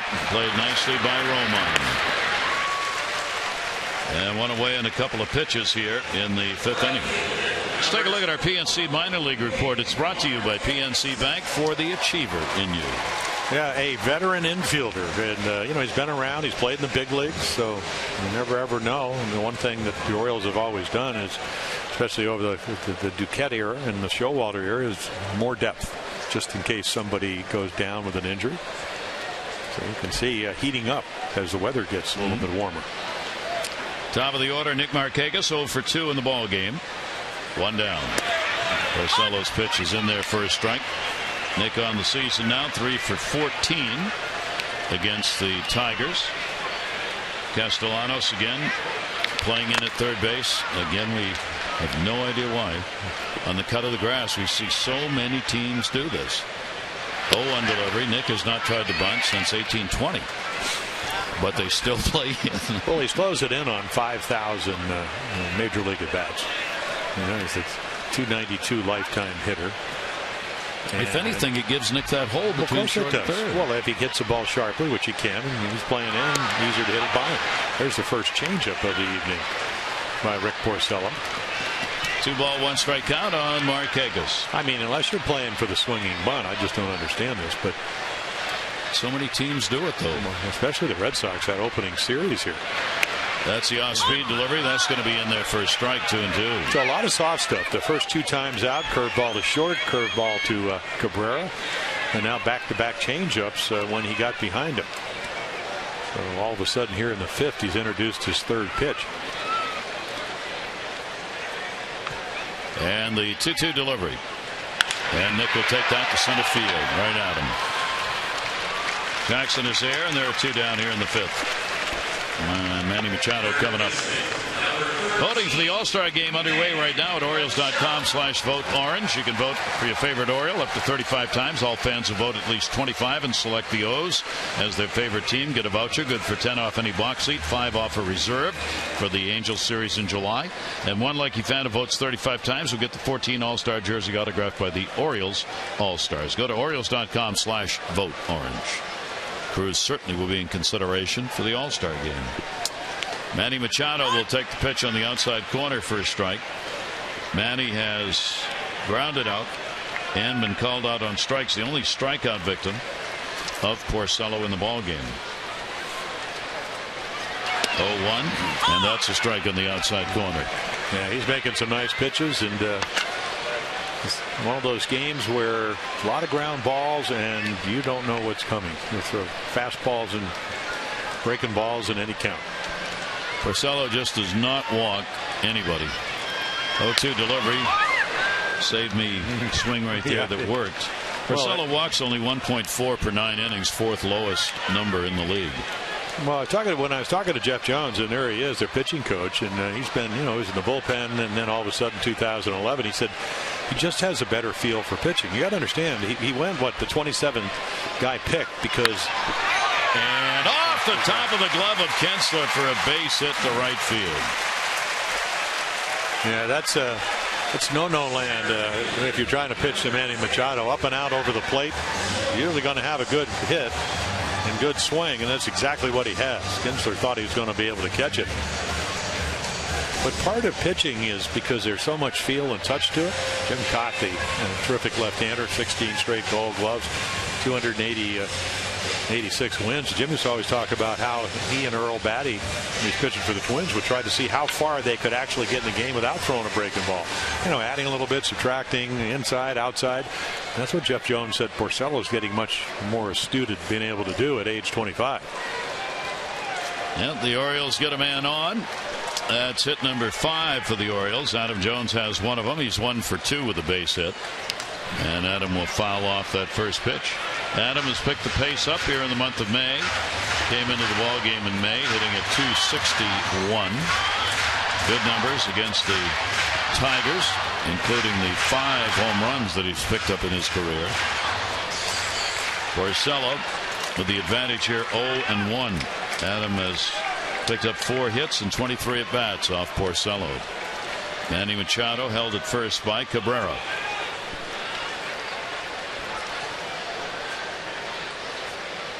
And Adam inside out into the seats. I kind of like that approach. I mean, that's an inside out swing, but boy, it's just amazing in a small ballpark how deep, with a runner in first and 2 outs, is the Tigers outfield play. They are really making an effort with a guy that 32 home runs 2 years ago, 33 last year. They can drive the ball, try to take away the extra base hit. They give him that left field gap between left and center is wide open. 0-2 count on Adam. Runner not going. Inside. Check it first. Nope. Bob Davidson down there with the call.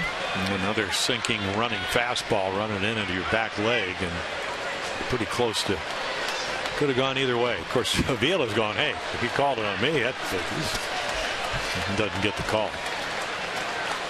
And it'll take it to 1-2. Orioles have the extra base hit from Clevenger, the double. The other hits have been singles, one base runner and an error. Machado. 1-2 delivery. Jones jammed, fights that one off. And the count will stay at 1 ball and 2 strikes on Adam Jones. Adam trying to get his numbers up here at his home yard. Only 200 for a batting average here at Camden Yards. 316 on the road. And obviously that's not going to stay there as the season goes along. Adam here at home last year hit .292. About 15 points higher than he did on the road. 1 ball, 2 strike count. Machado is not gone yet. Throw over to try and keep it that way. Well, coming off the knee injury, this is all about getting a good lead, not going to steal a base. You mentioned Avila's a very good throwing catcher, not taking that out of Adam Jones' hand, but just gets your good secondary lead, and if he hits a double, maybe have a chance to score. Count remains 1-2. Comebacker. Porcello. Cabrera. And there's the out. No runs, 1 hit, no errors, and 1 left on base. Orioles have had somebody on every inning except the first.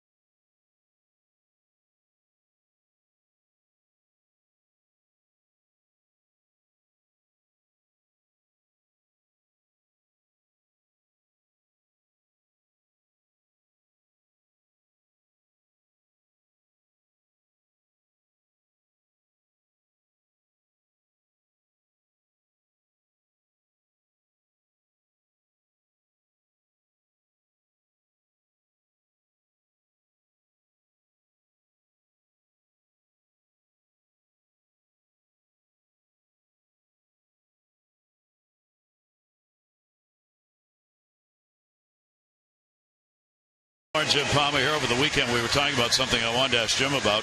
The Houston Astros minor league organization has gone to the 2 starters named per game. 1 goes 5, 1 goes 4, you hope. They're trying it out. What do you think? Well, it's not the first organization that's done that. I think what they want to do is they just want to get guys to be able to pitch and pitch more frequently, and probably every 4th day instead of every 5th day. So get on the mound. And again, going back to what Jim Cott said, I mean, one of the great left-handers, every chance I have, I vote for him for the Hall of Fame, but he's pitching his feel and touch. So get him on the mound. It's kind of when Leo Mazzoni was with Atlanta. They threw 2 times between, even though they pitched every 5th day. Again, just trying to get the feel of the baseball. So it's a good way to get inexperienced people some experience, and then if all you got to do is look at some of the scouting reports, you realize a lot of these guys have a great idea, a great arm, but just don't or haven't learned how to pitch yet. Could that ever work at the major league level? Oh, I don't know. I don't either. Yeah. I don't know. I mean, it's an issue under discussion here, and the cause for that is because you've had so many pitchers who aren't going very deep in ball games and trying to figure out if you're only going to pitch 5 innings as a starter anyway, why not name 2 starters and then go on a 4-day rotation? I don't know. And then you get the agents involved. Yeah, absolutely. I mean, you can do it. I guess they say physiologically you can't, but I did, and Marichal did, and Koufax did, and a lot of guys have done it. And that's a base hit into left field. Ian Kinsler And he hit that one hard. So Kinsler's first hit, but he has been on base twice in the ballgame. The Orioles thank the 2014 American Heart Association Baltimore Heartball signature sponsors SunTrust and Johns Hopkins Medicine, whose support for the event helped raise $700,000 to fight heart disease. For more information on how you can help or contribute, go to Orioles.com/AHA. So the leadoff man on again. That's twice now in 6 innings. And it's at the top of the order. Here is Hunter. Hunter's flied out and grounded out. Hunter now 3 for 11 against Norris. And Norris with a very quick throw over as Kinsler's already stolen a base. Well, part of you mentioned the numbers. They're trying to throw people out against Wieters, 1 for 12, and even though he's had the elbow problems, Clevenger now 2 out of 14. Caleb Joseph 0 for 2. To give your catcher, especially if you don't have Matt Wieters behind there, you better hold him close. And so again, the cat and mouse. You got Hunter who can handle a bat. Never was a 300 hitter till Mike Socia, when he was with the Angels, moved him into this spot, and then all of a sudden he started using the whole field, not concentrating on home runs. And so the Tigers, you know what they want to do. They want to make it more comfortable for Rick Porcello as he gets into the later innings, and you have the guys that can do it. You have speed, you have guys that can use the whole field, and then you have 2 of the best hitters in baseball coming up with Cabrera and Martinez. 305 batting average starting the night for Hunter. Is 14th in the American League, just out of that top 10 group. 1-0 count, big lead at first. Kinsler leaning, there he goes. What a jump. Clevenger throws a good one and got him. After Kinsler got a great jump, it took a perfect throw, and that's what Clevenger put into the glove for the out. And Brad Osmond's going to come out. So again, big lead, big jump, heads down, straight steal, and very hard to see from. I mean, it happened so quickly. Slider. I mean, this is about as good as you can do. Throw up the line, and I believe that he did tag him up on the leg. And I think he's out, and I don't think, again, you can look at this a lot of different ways, but is he able to get him? John Tumpane, second base umpire. Well, I do think he got him, but even if he didn't, it's too close for a challenge, and that's exactly what Osmus decides. Yeah, one of those plays you're not going to change because no discernible, obvious that he was out, but perfect throw, and it was a slider down and away. So Steve Clevenger does not have the arm strength of Matt Wieters, who does, but he said the one thing I can do, hold the runners, and then, and you can see Matt with the clicker, can you get it down there about 2.1? If you can do that, you're going to throw some guys out. That's a big play. So the first out of the inning recorded on the caught stealing against Kinsler. Now Hunter, with the bases empty, has a 2-ball, 1-strike count. And they can put the shift on against him in the infield without worrying about a base runner. And that will catch the outside corner for a strike. Yeah, that's going to get a lot of hitters out if you can locate your fastball right there. Torrey Hunter was looking for one, and that's what he drove in the 5 runs in Detroit off of Bud Norris. Kinsler's been caught 3 times now this year. 2-2 delivery on the way and a check swing and a look to first, no. Hunter thought about it. That pitch fell off the table and may have been outside too. Close. Yeah. Well, it's a double if he makes contact. Good enough bat speed. 3-2 delivery on the way and got him. Norris catches the inside corner. Hunter was headed to first. He'll head the other way now. Yeah, I think he thinks it's inside, but boy, a gutsy pitch right here with Cabrera on deck. Clevenger comes in. That corner of the ball appears to be in the box. But once again, if you're Jim Hoy, if you slide in when Steve slides over, and then he hits the glove, and that's how you get those calls. Brad Osmus is talking with his veteran trainer and probably about Rick Porcello. Porcello came off the mound and went down the runway and has not come back up. And the pitch will be taken for a strike. And whether there's something wrong or not, we don't know, but we'll see. Certainly would think so. That there's Porcello, who just came up, and he's talking to Osmus now, whether or not he can come back in the ball game or not. They don't have anybody warming up in the bullpen. And Cabrera How about Cabrera, Ashley? Cabrera pointed down to first base on the check swing. He Ortized him.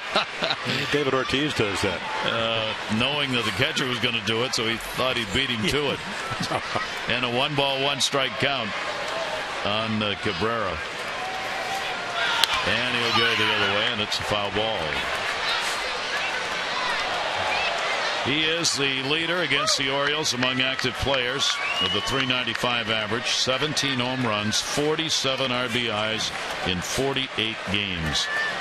Just unbelievable numbers, and he's recorded at least one hit in 9 straight and 23 out of 24 against the Orioles, and he's added to that with a base hit and an RBI in this game. You know, we showed you Rick Porcello, and I'm just kind of wondering if you go back to the second inning when the Scope hit that ball to the right side and he actually kind of did a stumbling 2-step tag at first base. So if it's anything, maybe it's just some kind of leg injury or whatever. Plus, as you mentioned, it's a little bit warmer than it has been in the 80s here today. We'll see. 2-2 delivery on the way, and that's going to go to short. Oh, what a catch by J.J. Hardy. Hardy hauls it in. A Gold Glove. Denies an MVP base hit. As good as it gets right there. Cabrera jumping that. How could he do that to me? And he looks out. Norris says appreciate it.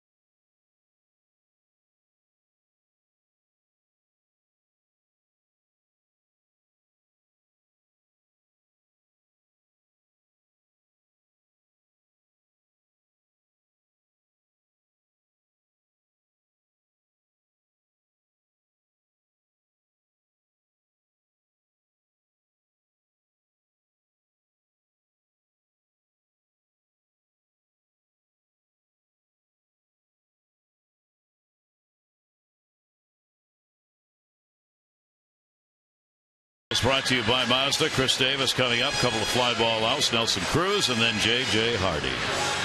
Speaking of which. Yeah. Speaking of Gold Glove plays, and a high breaking ball that spanked into, at least it looked like it was getting into left center, and out of nowhere comes J.J. and then Cabrera's already putting it in his back pocket. No. Why me? Well, because you're the back-to-back MVP. That's why. Just staring at him in the dugout, talking to him. Cabrera's got a great personality. I mean, he's always alive out there in the field, well liked by his teammates and opponents, for that matter. And they've met, obviously, a number of times, all-star games. So it continues a 2-1 ball game. The Tigers on top. Orioles about hit Detroit 5-3 in the game. Davis up, goes to first. Cabrera's got it. He'll go himself and record the out. So Chris Davis retired on one pitch. And yes, Porcello is back out there on the mound. Yeah, I watched him warm up and didn't seem to have any problems. I mean, very, very efficient with only 73 pitches. 1/3 of them curveballs and good ones. A couple of changeups. That's it. So that will bring up Cruz, who has lined out, flied out. These two teams with the big history. Detroit Tigers, of course, their history goes all the way back into the 1880s when they had a team in the National League. Then 1901 when the Tigers came into the American League. The Orioles played their first game at Tiger Stadium as Orioles on April 13 in 1954. The first game when the Orioles came back to Baltimore when the Browns moved was against the Tigers. They lost 3-0. Went around on that one. And a 1-ball, 1-strike count. It was against the Tigers that Mark Parent in '96 hit a home run that broke the major league record set by the '61 Yankees for team home runs in a series. And that came against the Tigers. A very rich history, of course, Detroit baseball. Yeah, one of the great games that I was part of was the '71 All-Star game, where American League not winning many All-Star games at that time, but everybody that Vita Blue started, I pitched second, but everybody that hit a home run ended up in the Hall of Fame. You know, talking about, I mean, Reggie hit the transformer, Frank Robinson, Aaron, bench. I don't know if Killebrew hit one, Clemente hit one to right center off of Lowridge. It was unbelievable. That was the old ballpark that had a number of names: Tiger Stadium, Briggs Stadium. I went by there while we were in Detroit. I went out to take a look. It's torn down. They've put a marker in. There's nothing else that's been built on the site yet. Down to third and just missed going over the bag. So 1-ball, 2-strike count. Stu Miller and Steve Barber also had a no-hitter against the Tigers in April of '67 and lost. I was there in Memorial Stadium. Yep. 1-ball, 2 strikes. Nelson Cruz at 274 average, and that one just a little high. Yep, not by much. Yeah, you try to explain to people. I mean, Steve Barber, first 20-game winner the Orioles had, heavy sinker. Stu Miller was Mr. Changeup, and it's hard to explain to a young pitcher who never saw him what he was about. I mean, he would jerk his head. He would start, came through the minor leagues as a starting pitcher. He became one of the best closers, and of all the closers I have ever seen, if you'd said, who can you load the bases up and bring in, and you don't have a chance to score because you couldn't get the ball in the infield, it was Stu Miller. As good as Mariano Rivera, Stu was just the most amazing guy I ever saw. Magic. Well, they called him Bullet because it went so slow. 2-2, and got him swinging. 0 for 3 in the ball game for Cruz. 2 strikeouts, Porcello. Ball's diving at your ankles. That's the sinker, and then the breaking ball, and it's been a good one. A strike throwing machine. Doesn't strike out a lot of batters. He's had as many as 6 this year. Right around the 4 number per game for Porcello. 6 previous starts, 39 innings work, 38 2/3. So he can get you into a ball game. 71% of leadoff batters. He retires. He has retired all the Orioles leadoff batters tonight. Hardy, 1-0 count, 2 down. JJ will put it up in the air in the infield. Shortstop. Romine is there, and he'll put it away. And a 1-2-3 inning. Porcello protecting a 2-1 Tiger lead.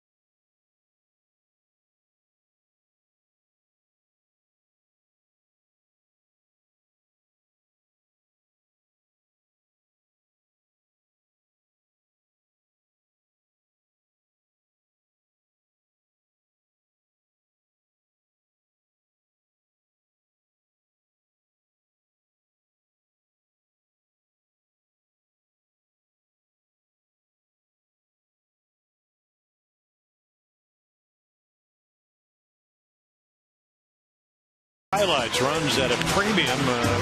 Hardy on first. Clevenger with the double. Here comes Shady to make it 1-0. And here come the Tigers back. A lead-off walk. Cabrera ties it up. Martinez with a double and then the sacrifice fly. Great defense tonight. Bud Norris, very rarely will ever see this. Nice running catch on the pop-up. Takes a little bow. And then right here, J.J. Hardy. Now you see why he won back-to-back gold gloves.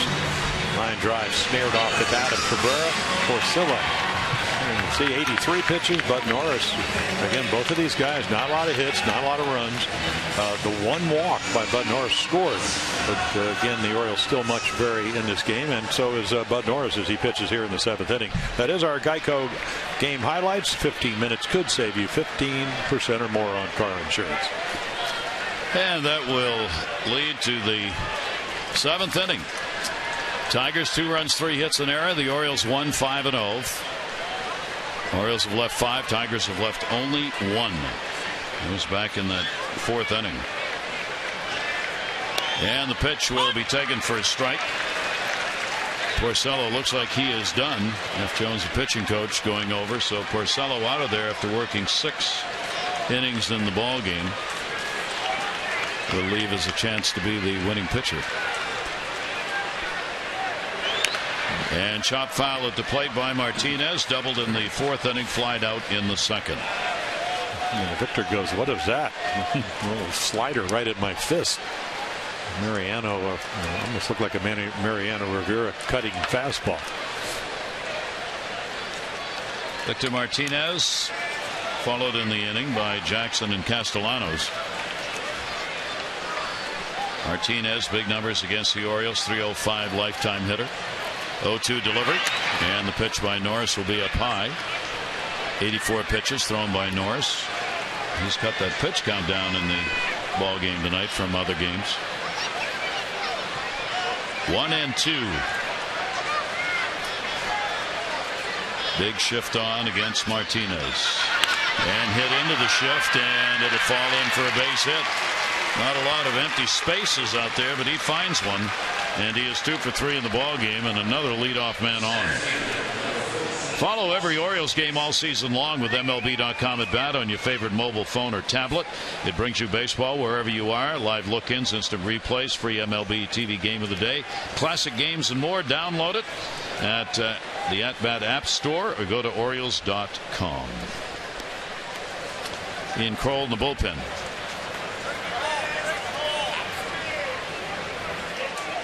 Runner on at first base for Jackson. Sac fly RBI in the 4th inning. Struck out. Trying to keep a hit streak going. Right now it's at 9 games. Norris's pitch to him will be up high for a ball. And the 3rd time they've had the leadoff runner on. And a little different because Martinez does not have good speed. Kinsler the first 2 times stole a base and scored, and then got thrown out by Steve Clevenger behind the plate for the Orioles. Jackson will put that one down the line the other way. A long run for MARKAKIS to get over there, but he'll have no play. So he and Jonathan Scope meeting up over there. 1 ball, 1 strike count.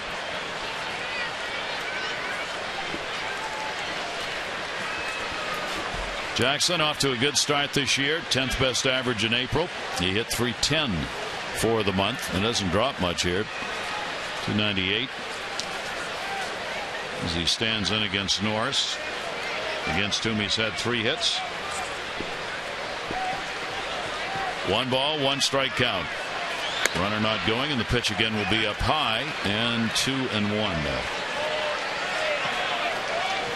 A couple of the interleague classic matchups are going on. Subway Series in New York. The Mets and the Yankees are playing. Texas and Houston, they're playing against one another. All that's kind of interspersed now throughout the season as interleague play, I think, really for fans less of an attention grabber nowadays. Just more, they're just games for the most part. And of course they try. I mean, you have the rivalry. The Mets are playing the Yankees 4 in a row this week. So certainly revenue. But the Poster, the Daily News today, did a whole rant on it. Time to let it go. I agree. I think it is. But I think it's going to be let go in terms of a whole reshuffling, don't you, with baseball? as far as who plays who's in what league and what division. Ground ball will go to third base. Manny Machado will go to second one. That's it. Force out on Martinez as Jackson reaches on the fielder's choice.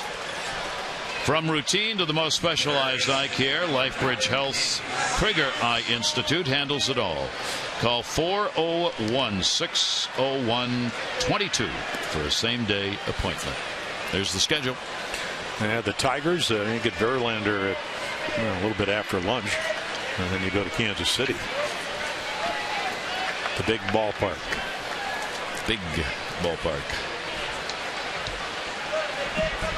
Castellanos coming up. He has struck out a grounded out runner on at first base. More speed there now. Yeah, things change. You get Victor Martinez after the leadoff single, and now you have 5 out of 6 somebody that can steal bases.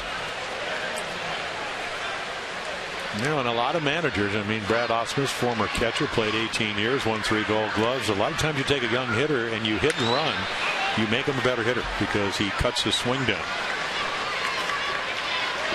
He is a young hitter. Yeah, I mean, how can we get him? How can we get a runner to third with less than 2 outs, or can we open up a hole? Castellanos, only 22 years old, played 11 games with the Tigers last year. It's only his 5th pro season. He was the Tigers' first-round pick, 44th overall in the 2010 draft. A fake go at first base by Jackson. He came back, and a 1-ball, 1-strike count on Castellanos. In the minors, Castellanos over those 4 seasons hit .303, 25 home runs, good extra base power. He had 107 doubles. Yeah, because of when they signed Fielder for the 9-year deal, and of course that's been voided in some respect because he's now with the Rangers and paying some of his salary down there. Castellanos came up as an infielder. He's he's playing left field and right field, and then when they trade Fielder, runner goes, and MARKAKIS again over, no play. Well, you should get to know the fans down the right field line if you're Nick. And they're going, come on, Nick, we need to get a hit, extend that hitting streak. Don't get too tired. The Castellanos came up really as a shortstop, then ended up being moved over to third. Then when Fielder came, they had to move Cabrera to third, so he went to the outfield. And they said they called him up in the offseason, said, look, you got to take some ground balls because you're going back third base. And he's a big kid. He's rangy. I mean, he kind of holds the bat a little bit like Tony Canigliaro. When I came up, one of the best young hitters. It was on his way to the beginning to about 500 home runs, but similar stance to Evan Longoria. 1-2. Jackson at first, drawing the attention of Norris. Runner not going. 1-2 delivery, and that's going to be up high. And the count will go to 2 balls and 2 strikes. 94 pitches thrown. Maybe evidence of that in this game, in this inning, because Norris has been up. Well, there's a tendency when you get a little bit tired, the weather warm and all that, is that you feel like, well, okay, I'll just use my body more, when actually you have to slow your lower body down and speed up your arm. And that's how you pitch into the late innings. 2-2 the count. Runner goes. Swing and a miss. Clevenger ran into the batter. Looks like interference is being called at home plate. Well, I don't know if are they going to call the runner out? Because if they are, runner is out. It is. The runner is out. Interference as Castellanos stepped over the plate here. Watch Clevenger run into him trying to make the throw. Pretty good play by Clevenger. Yeah, we'll take a look from this angle, and I mean, he just comes straight out, and again, Castellanos does come across the line. That, and of course, who would know better than Brad Ausmus, a 3-time Gold Glover? And he's probably just arguing he didn't mean to interfere, but he did. And you saw Clevenger was having trouble getting the ball out of the glove anyway, would not have had a chance at second base, so ends up being a big double play there. Castellanos and Jackson retired, and that's going to be the inning. And the Orioles see if they can take advantage of that. We have 7th inning stretch time here at Camden Yards.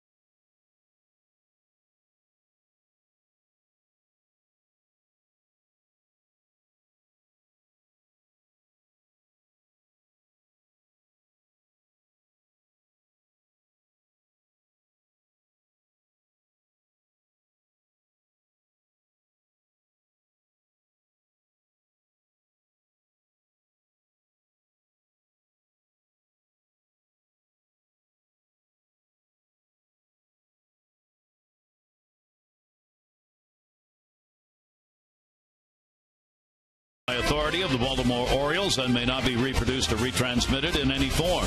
And the accounts and descriptions of this game may not be disseminated without the express written consent of the Baltimore Orioles. So the fans stretch it out here as the two teams battle in a pitcher's duel. Tigers have the 2-1 lead in the ball game. Porcello leaves, a chance to be the winner. Yeah, he really pitched well, very efficient. I don't know if maybe has some kind of flu bug or whatever. Maybe it was covering first base, but he does a terrific job, and he will leave with a chance to win.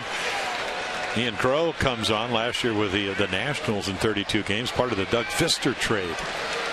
Along with Robbie Ray, a young lefty who's had a couple of starts with Sanchez on the DL and really has acquitted himself. So this is a matchup thing. You can see the lefty's only hitting 182. Righty's a little different story at 304.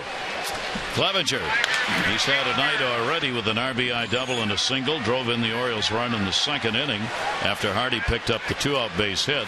He got the double, the only Orioles run. The Tigers in the fourth inning, RBI base hit by Cabrera, RBI sac fly by Jackson.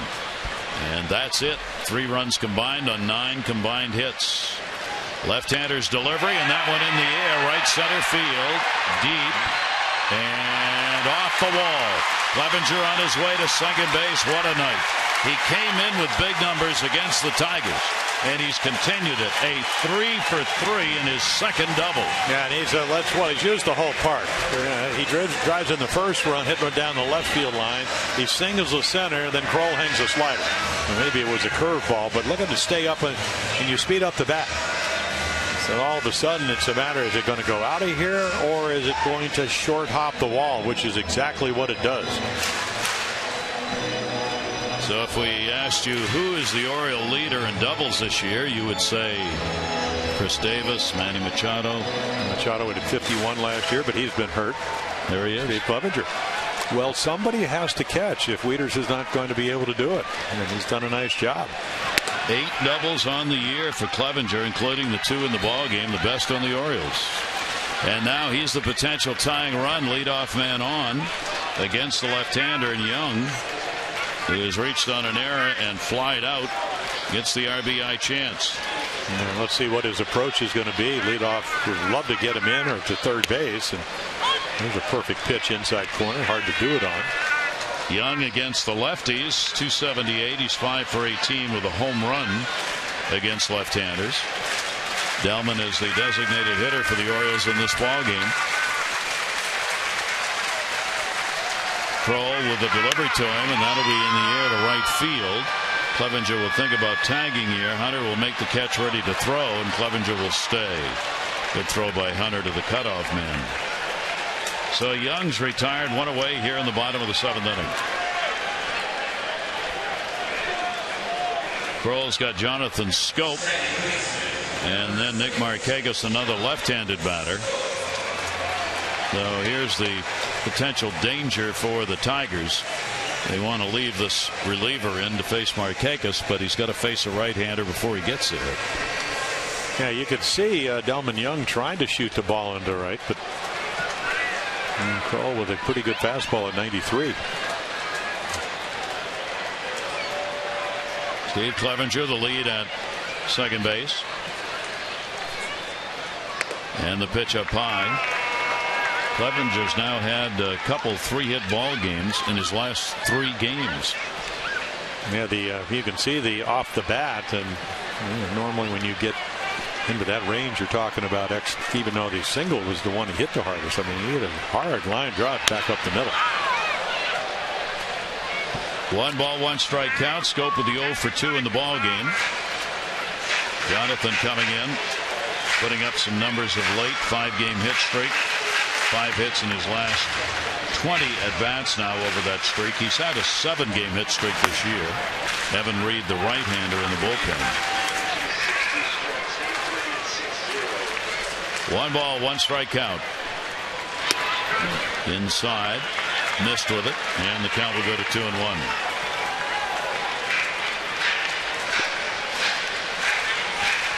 And Jonathan gets another RBI chance. He's had a lot of them hitting in the bottom of the order in that 9 spot this season, and as we told you, he's come through. Orioles tonight are 0 for 3 with runners in scoring position. 2-1 delivery, and that'll be foul back. Well, you can see, the more you see, you can see the fact that, remember when Terry Crowley was a hitting instructor, he used to say, what, 1,800, 2,000 at bats? He is a slasher. I mean, he's done up, what now, 108 times. He's walked twice, so he's just trying to make contact. But the fact that he's hitting over 300 with runners in scoring position tells me, and he uses the whole field. It makes it harder to get a young hitter out when he's willing to do that. 308 average in those situations coming in tonight. Here's the 2-2 delivery, and again we'll foul that one back. He is also stronger probably than most Oriole fans realize yet, because he's young and learning and still developing. But Showalter continues to talk about the power potential that they're going to see out of him as he progresses. And it's going to be right center, left center. I mean, he's not going to have to pull the ball to hit his home run. 2 balls, 2 strikes. Clevenger, potential tying run, second base. Throws delivery and got him to reach for an off-speed delivery. Yeah, if Kroll is smart, he'll throw something out of his zone. I think the one thing, and we talked about how inexperienced Jonathan Scope is that he strikes out just about every third time up at this point in his career. Doesn't walk a lot, strikes out a lot, but that's how you learn. Because the guys can usually handle and throw different pitches and keep them out of the middle of the plate better than they do in the minors. Again, upstairs. You're not walking them. Nope. He's hit only $143 against left-handers so far this season. Scope with a 259 off the righties. Kroll appeared against the Orioles in Detroit. 1 game, worked an inning, gave up nothing. That's the only time he has pitched in a ball game against the O's. 2 balls, 2 strikes. Off-speed breaking ball. This will be a tough play. Castellanos, the throw. What a play. Castellanos makes a big defensive play to get the out at first base. Well, it's what you were talking about earlier. Everybody I talked to said the same thing, is that, may not have great range, but look at the way he angles his body. So when he does pick it up, he's able to easily turn and throw. So they get the out.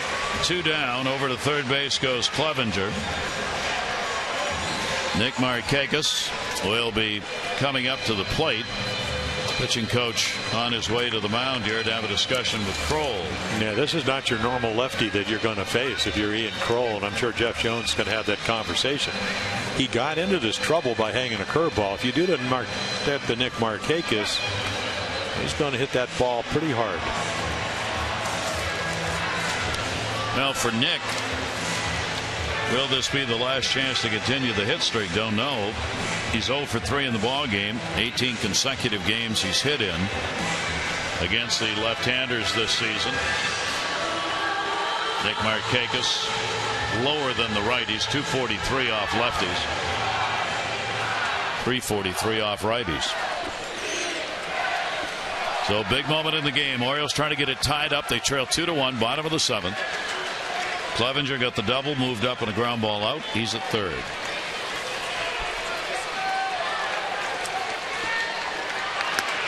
Kroll almost gets him up high.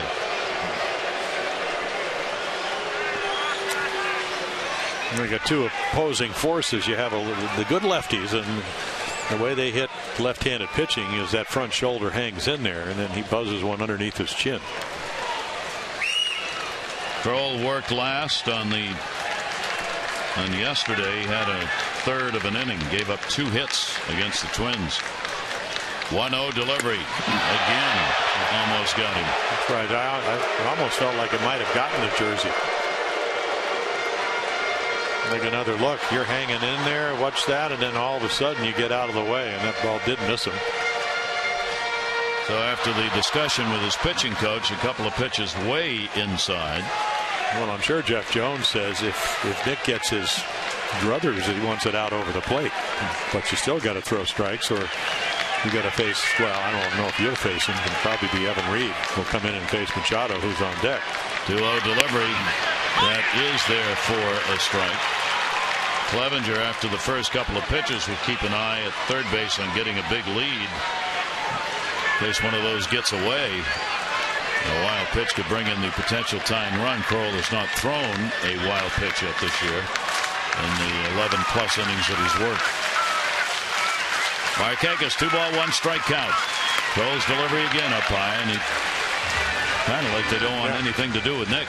Well, that's fine, but he won't be facing the next hitter. Let's see if Kroll comes in with a pitch here, or at least tries to throw a strike, or just something close.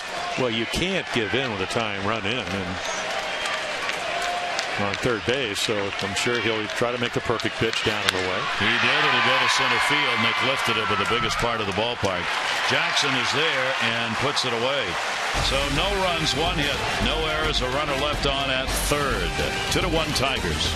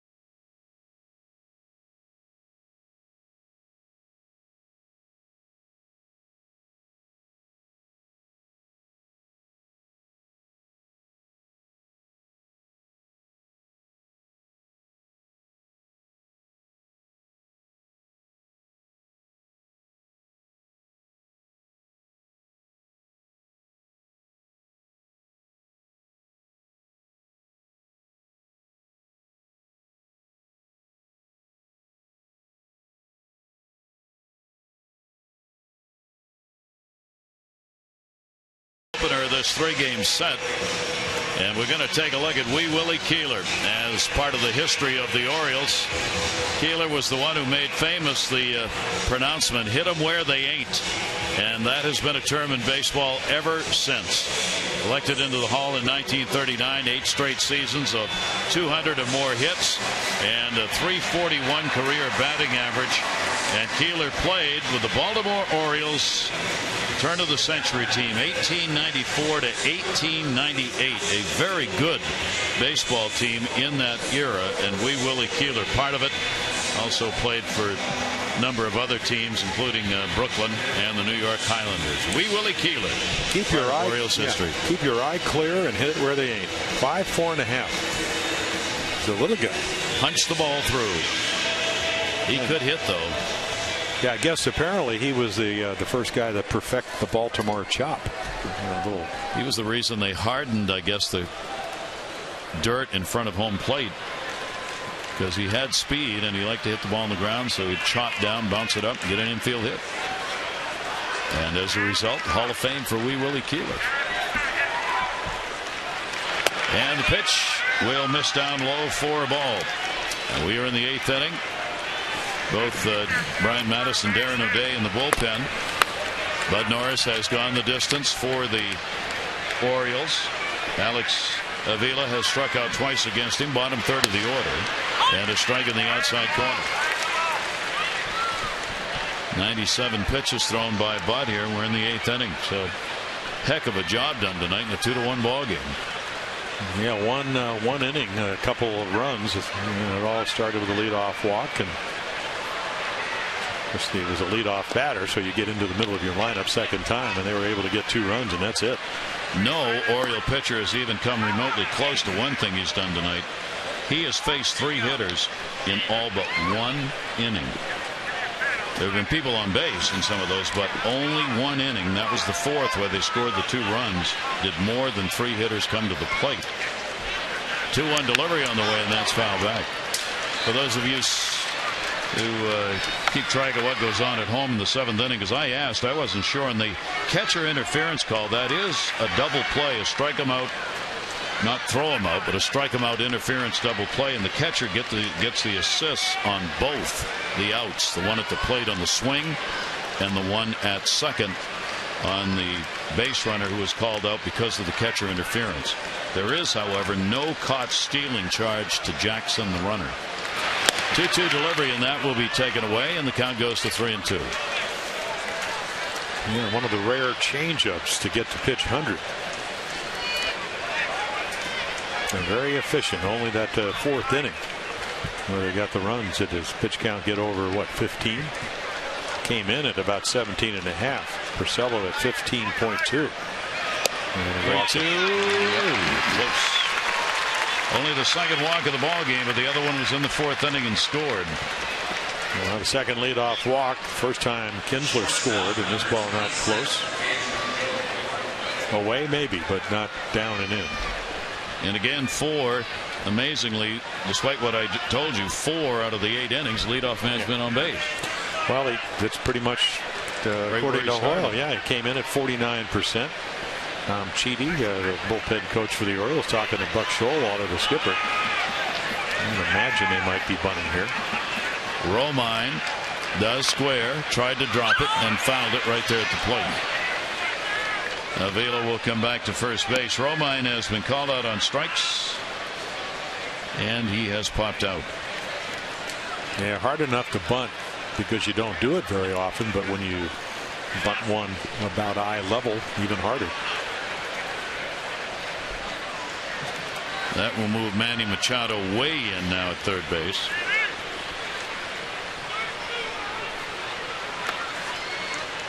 Chris Davis will hold the bag at first.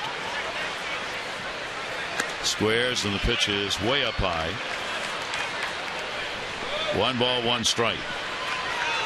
Tigers trying to manufacture one more run in the inning. Brad Ausmus with the calls over there, their young skipper.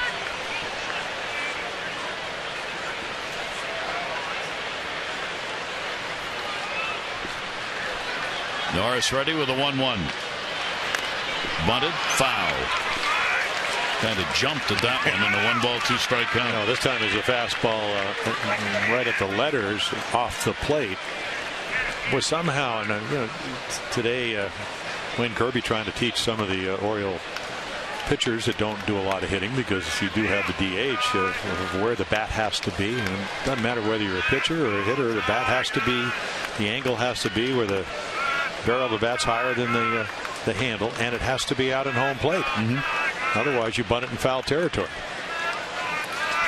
And that ball will be foul back. Today they came out early because of interleague play coming up. Yeah, see, that's where they talk. See how the barrel is higher than the Miguel Gonzalez says, I do not understand what you're saying. Boom, and then this is there we go. Now Zach Britton hit a home run in interleague a couple of years ago. Jimenez, he can hit a little bit inside out swing. There's a veteran pitcher. Mainly has a slow bat, but that's 1-2 popped up. Manny Machado will come over, have room, and put it away. So that's a break for the Orioles. Romine, not a very good job of doing what a light hitting shortstop needs to do, get the runner over. I don't know what to make of this, Jim. Romine is a switch hitter, but in the official stats put out by Major League Baseball, he's not given any at-bats left-handed. They don't even list him as a switch hitter. They've just got him hitting one way. So I don't know if that's the first time he's come up left-handed this year or not. Here's Raja Davis.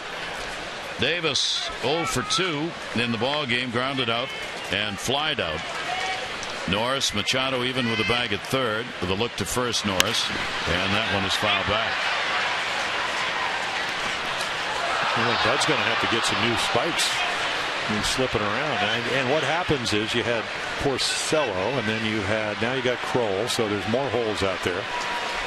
You want to find where you push off, where you land, because if you can't push off and you can't land where you want, that's the difference sometimes of throwing the ball on the corner or in the middle of the plate.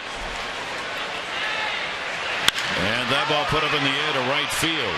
Nick MARKAKIS backing up on it with the runner halfway. So Norris comes right back after the leadoff walk, gets 2 down. I mean, what Buck Showalter's doing here, one, obviously he likes the way Norris is throwing, but he's giving Norris a chance to be a winning pitcher in this ball game by allowing him to go here in the 8th inning. Well, that's a great point, and it doesn't mean as much as it used to in my era, but this is, you used to, even we used to call them CGLs, complete game losses. You'd be on the road, you only pitch 8 innings because you get beat by a run or 2 or whatever the case might be. But it does give you a chance to pick up a win. He's at a high now on the season in innings pitched, as he's gone 7 2/3, a season high for him, and it is his longest outing as an Oriole. 2 down, and the pitch down low for a ball. Here is Kinsler, a walk and a run scored. He is singled, 1 for 2. Also has picked up a stolen base. Albuquerque in the bullpen. Yeah, this is where you got to be careful, because Kinsler, and we saw it earlier when he did get the base hit, one of the better high ball hitters. And he'll take the strike. It's all right to throw him fastballs. That was 1 in 93, but try to stay, inside middle. Really can get on it. Avila's on at first base with a leadoff walk. Kinsler, a couple of hits lifetime and 7 at bats off Bud Norris, and that ball is going to disappear into the seats. Goodbye, home run. Maybe one batter too many. Ian Kinsler delivers the 2 RBI homer and changes the look of this game to 4-1. Well, he's one of the better high ball hitters. If you've been around, you know that. And he gets it. You can almost predict this. If he's looking fastball, he gets it. You talked about it 2 innings ago. It seems like he kind of elevated the pitches, and that's what happens when you get a little bit tired. Jim, let's take a look at our Lexus 1000 drive of the game. Well, here it is, and it's belt high. And like I said, he can get on him with the best of them because he's looking for it. I mean, this ball is right about Detroit high. And in this ballpark, if you can pull it with authority, good chance to get it out of here. And that is our drive of the game, brought to you by Lexus of Towson, the area's #1 Lexus dealer. Come see why at LexusofTowson.com. Dave Wallace, pitching coach, coming out. Kinsler gets his 4th home run, RBIs 18 and 19 on the year. Bud Norris surrendering his 6th home run of the season, his 2nd to a right-hander. The newest call-up, Preston Gilmet in the bullpen along with Darren O'Day.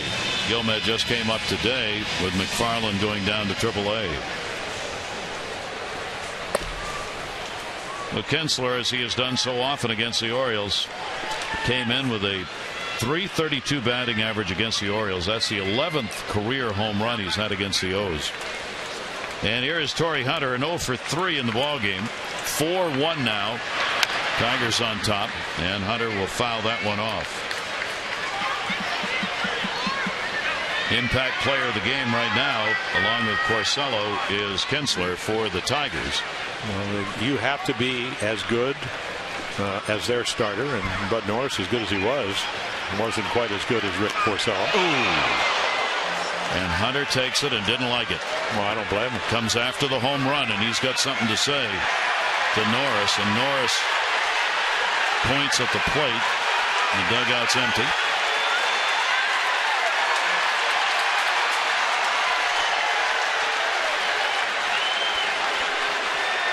That is the 5th hit batter by Norris this year. It's not as though it's the first time.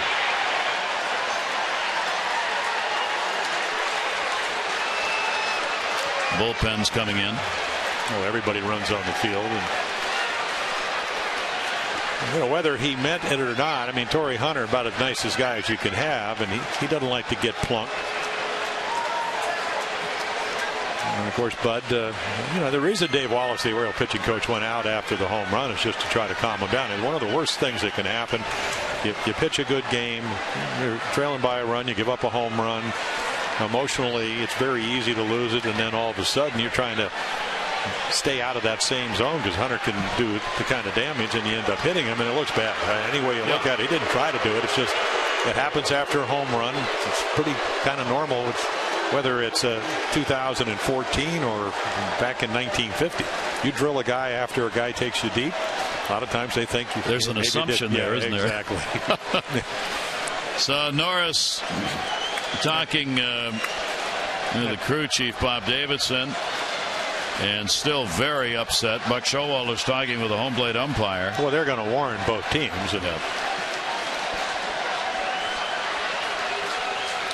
That's Davidson on the mound, the crew chief walking away. And Norris is coming out of the ball game anyway. Yeah, but not only by hitting Hunter, you get Cabrera to the plate. So you know he probably didn't mean to do it on purpose, but it looks bad. And again, pitch count up there around 110. You have to make a change. And he's still hollering at him, and Hunter's coming over. Hunter's coming over towards him. As he went into the dugout, words were exchanged, and Hunter started over towards the Orioles dugout. Well, they just ought to get Bud Norris down into the locker room, because, you know, I was talking to one of his former general managers, and, you know, I mean, it's an emotional time. You pitch well, but you know you're probably not going to win this game, and it's easy to sometimes lose your emotions. And, of course, Hunter's not happy because he got drilled. Just let it go. But Showalter coming back out. Why is he sitting on the bench? Yeah.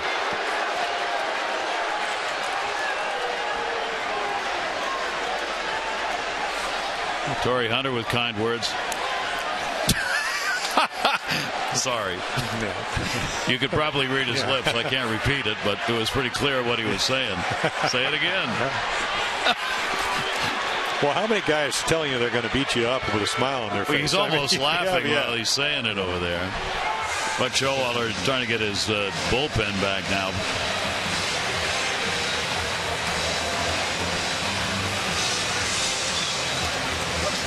And also with Gilmet coming in, he wants to be on the mound as he comes on and give him the baseball.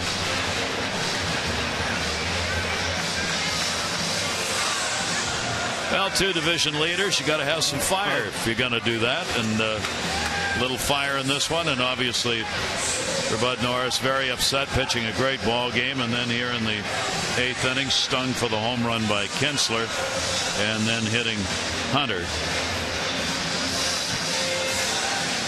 So Hunter will be on at first base, and the Tigers doing what the Orioles have done so often, and that's come up big with 2 outs. Leadoff walk to Avila, then there were 2 away when Kinsler came up and delivered the homer, and Hunter getting hit by pitch. So we'll get a chance to see the newest acquisition of the Orioles, putting up big minor league numbers that Buck Showalter talked about before the ball game today.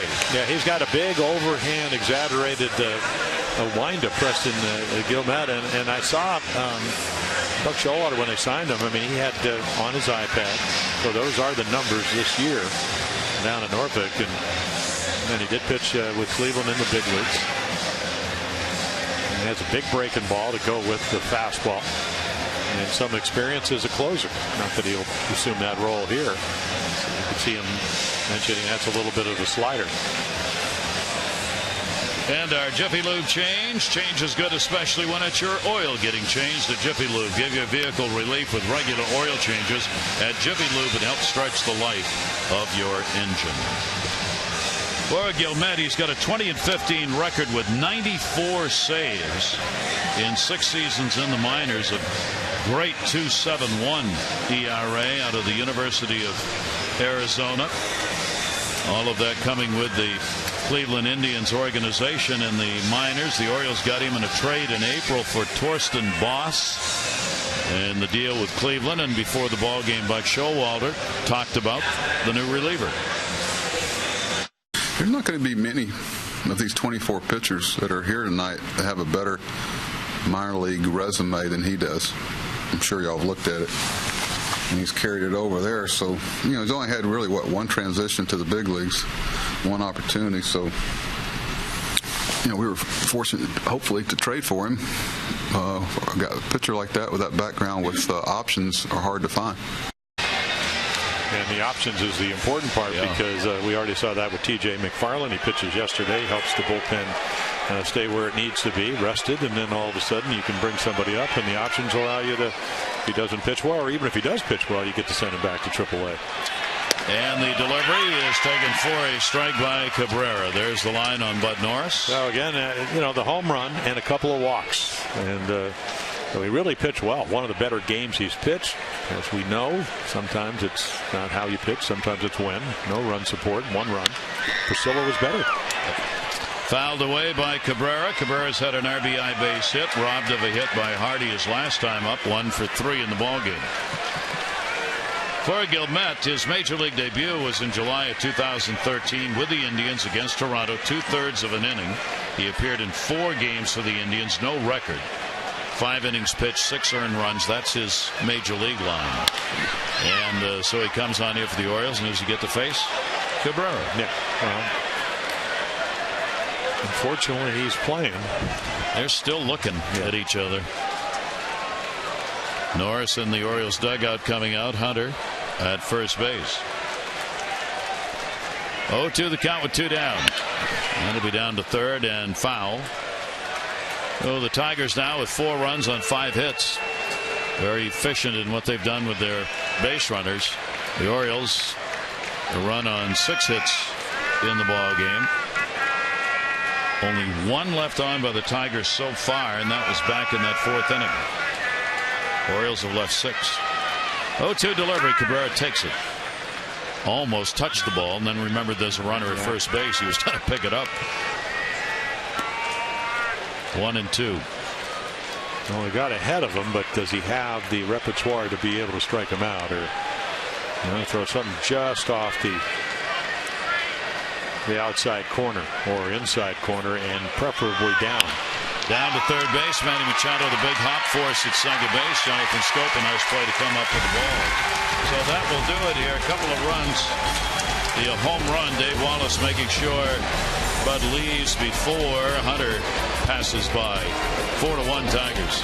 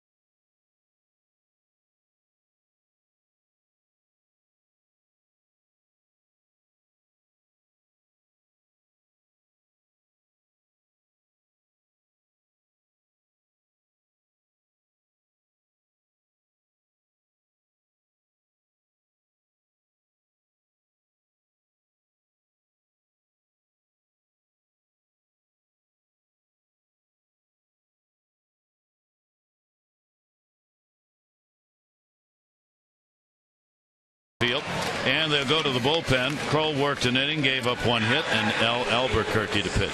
So the back end of the bullpen, Joe Nathan, the closer, Albuquerque with a great slider. You can see a lot of strikeouts, and ERA higher than it was last year. Terrific year for him last year. Did have some elbow problems, but he's averaging since 2011 almost 13 strikeouts per inning. And when he's healthy, he can really help the back end of your bullpen.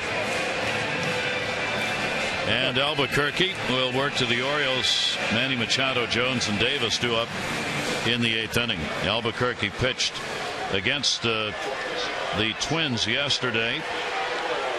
2/3 of an inning, a hit, and a run.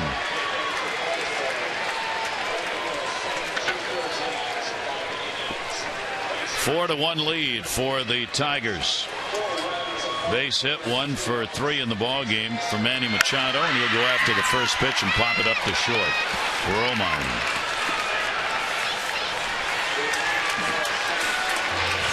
And as promised earlier in the game, our AT&T fan photo. A couple of young ladies enjoying the ballpark and the summer weather, which has arrived here in Baltimore. Before the rain showers. We'll bring up Adam Jones. Jones with the 1 for 3 in the ball game. Well, will Adam bunt his way on if they're going to play him? Castellanos was really deep. We've seen him do that when you're down by 3. And put that past him. Certainly giving it to him. He's faced Albuquerque only once and has an 0 for 1 against the Tiger right-hander.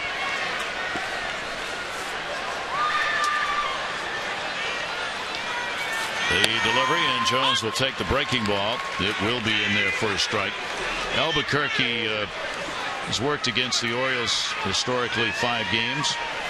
They've hit him pretty good, 357 clip with the limited at bats. Jones will take the pitch outside. 2 ball, 1 strike count. We understand Bud Norris was ejected by Jim Hoy, the home plate umpire, in that conversation that went on. Don't know if it was for actually hitting Hunter or for what transpired after, but he was thrown out of the ball game. Well, maybe that's why Dave Wallace escorted him out. If you're thrown, you're thrown out. He shouldn't have been on the bench. If that was the case, he shouldn't have been in the dugout while the game was going on. 2 ball, 2 strike count, and a swing and a miss. Yeah, so back-to-back sliders. He throws you 93 to 95, and then 1 good slider, and then 1 that backs up. Back-up slider, you think it's going to break, and it just keeps spinning. And you swing sometimes swing right through it. Not under it. You can see him really drop at the pitcher's mound. Even if you're a drop and drive guy, you want to drop and drive and throw the ball on the way. Boy, when you drop right at the pitching rubber, really changes the angle. Not a good one to have, but he gets away with it. Chris Davis with the 0 for 3 in the ball game, and he takes it for a strike. Albuquerque was touched up by the Orioles in Detroit. Worked only an inning, gave up 2 runs on 4 hits in one of those 3 ball games in Detroit, where the Tigers took 2 out of 3. 0-1 the count on Davis. Shift on in the infield, and Chris will take it up high. Davis getting his first look at Albuquerque. 1 ball, 1 strike. And Chris with a swing and a 1-2 count. It's bullpen for the Tigers. That's been a problem. 13th in ERA. They've given up a lot of hits. Almost a hit per inning in their relief work. They haven't walked anybody. And a swing and a foul tip, and that one got a piece of Avila.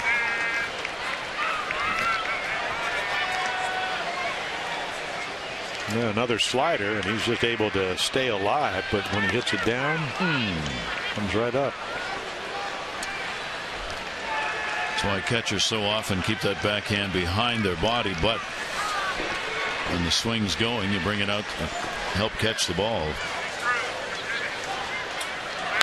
And Davis will fight that one off. That's why it's so sometimes tough to hit, too. Foul balls off your kneecaps, your toes, your hands, your wrists. There is the closer.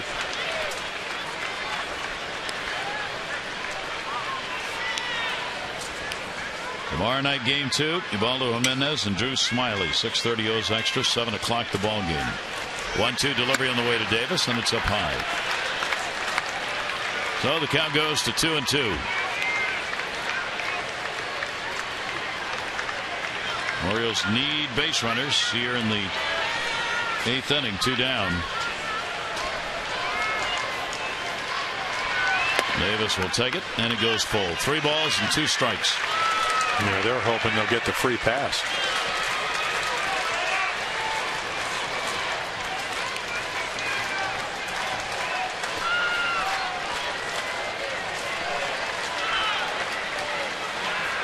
Right-hander's 3-2 delivery, and Davis will go down swinging. So Albuquerque comes on. He picks up a couple of strikeouts. 3 up and 3 down. We go to the 9th inning. Tigers 4 and the Orioles 1.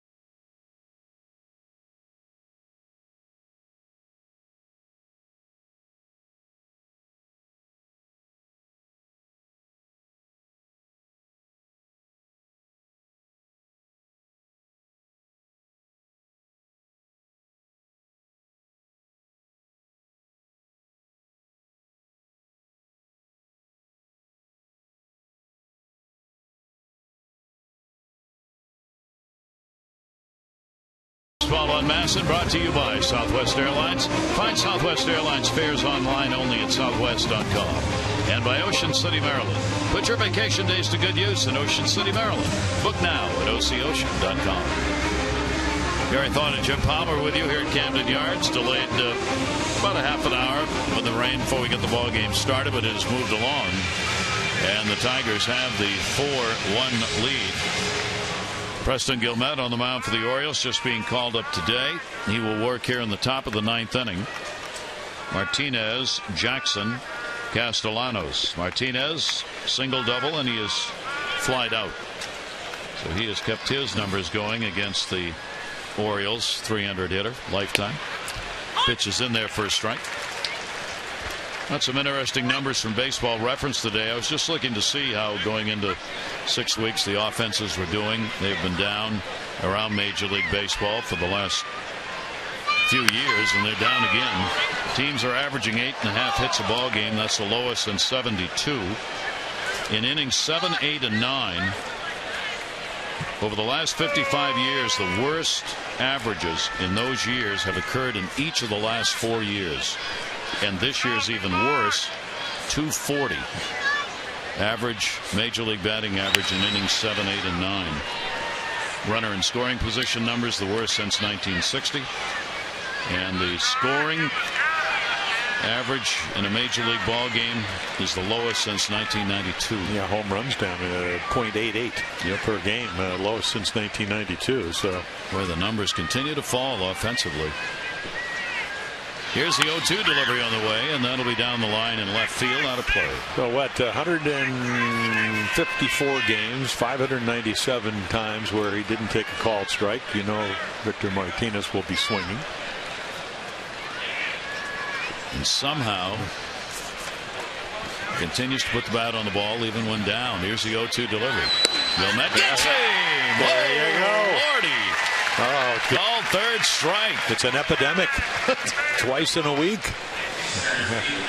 You almost go a year, and then, I mean, this is a really good changeup. It filters down in the inside corner. Of course, he didn't see him, and then he thinks it might stay inside. The rear end goes out a little bit. And Jim Hoy with the right hand. So gets the called third strike. And that will bring up Jackson. Jackson has had a sac fly RBI, fielder's choice, and been called out on strikes. .296 average on the year for the outfielder, and the pitch from Guillemette is there for a strike. Yeah, he started, as you mentioned, with the Indians. He was up in the New York Penn League, and he was a starter. 15 starts, and then right to the bullpen the next. Since then, that was back in 2009, and all of a sudden, a little different pitcher. 11, 35, 24, 20 saves over the next 4 years. He has been the closer at those levels in the major leagues, in the minor leagues rather. Ground ball to Hardy. JJ up. Yeah, that's kind of like a change-up splitter, and we said Miguel Gonzalez, who starts for the Orioles, has one, and it's a great ground ball pitch, great strikeout pitch. So that may be the pitch that when he needs a double play ball, he's able to do. And he's got to, it's kind of the demonstrative over the top, but he does keep his chin and his left shoulder, which is your steering wheel. They stay together. Just kind of watch right here. I mean, he tucks it right there, and then right over the top, and there's another split change. Castellanos. Yeah. He's had an 0 for 3 in the ball game, including a couple of strikeouts for the third baseman. 0-1 count. We're in the 9th inning. Tigers have a 4-1 lead. Over the top pitch, and that too is going to be in there for a strike. And you could see he's not going to light up the radar gun. 90-91. The first fastball of the evening was 89. But again, those other pitches, your secondary pitches. And there's the slider. Well, he's got 3 of them. And you want to make friends with your manager and your pitching coach, throw strikes. And quality strikes. Here's the 1-2 delivery on the way, and that will miss outside, down low. 2 balls, 2 strikes. He appears to be taller than 6'2". I mean, right over your front side, and he stays straight enough. It looks like he falls off, but remember Kevin Appier, but his lines are pretty good. 2-2 got him. Phil Guillemette puts on a show. He gets a couple of strikeouts in the inning, retires the 4 batters that he faces, and the first time out as an Oriole. Bottom of the 9th coming up.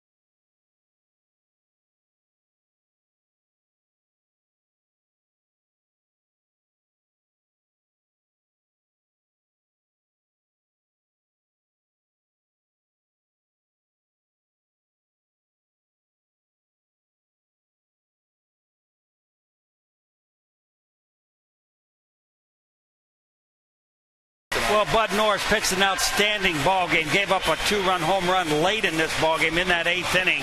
Yeah, both of those walks ended up scoring, Tom, but outside of that, one of his best efforts. The Orioles, not much offense tonight, 6 hits, although they've out-hit the Tigers. They haven't put any runs on the board coming up in the bottom of the 9th. We're looking for at least 3. Let's go back upstairs to Gary and Jim. All right, Tom and Rick will stand by as we will get a look at the Tiger closer here in the bottom of the 9th inning. Yeah, so you can see the, if you look at Joe Nathan at 39, probably 3-4 years ago before Tommy John surgery, probably would have been close to 60-70 with a hard slider. Now he's got a curveball and a slider. So 7 out of 9, and he's coming off a 2-year deal that he signed with him. They were looking for somebody to solidify the 9th inning role. 43 saves last year for Texas. Year before 37. And he comes into the season now with 348 lifetime saves. So he's going to throw a lot of strikes. Last year, he had one of those incredible years, as we mentioned, when he did throw the ball over the plate. They put it in play. The league only hit 229 balls off the bat in play, and that's a really low number. Nathan had a save in the series in Detroit. 1 for 1 there, 2/3 of an inning. He did give up a run on a couple of hits in that ball game. Overall, he's been perfect against the Orioles. 12 for 12 in save opportunities with a 2.08 ERA and a 2.0 record against the Orioles in his career. So the Orioles will work against him here in the bottom of the 9th inning. Cruz, Hardy, and Clevenger will be due up. Porcello, the pitcher of record, a chance to go 6-1. for the Tigers. And he didn't hurt the starter ERA of 2.73 coming in. That's for all starters. In the air to center field. Jackson will back up. And a pitch and an out here in the 9th inning. You know, Rick Porcello, Kroll struggled a little bit with his command, but I'm sure Jeff Jones telling a veteran or a young pitcher like Porcello at 25, throw strike one, and he's done a nice job of it tonight. Bud Norris, who gave up the 4 runs on 5 hits, over 7 2/3 would take the loss. He would be 2 and 3. And this is a save situation for Nathan. He's 7 out of 9, as Jim said. And a strike in the outside corner. Hardy's had a single, a run scored, 1 for 3. Clevenger, the RBI, a double in the 2nd inning. That's been it for the Orioles. Clevenger has been their offensive spark. He's gone 3 for 3, 2 doubles and a single in the ball game. Nick Markakis' 18-game hit streak, unless he gets another chance, will be gone. Nick an 0 for 4 in the ball game. Nathan's got the 0-2 count on Hardy.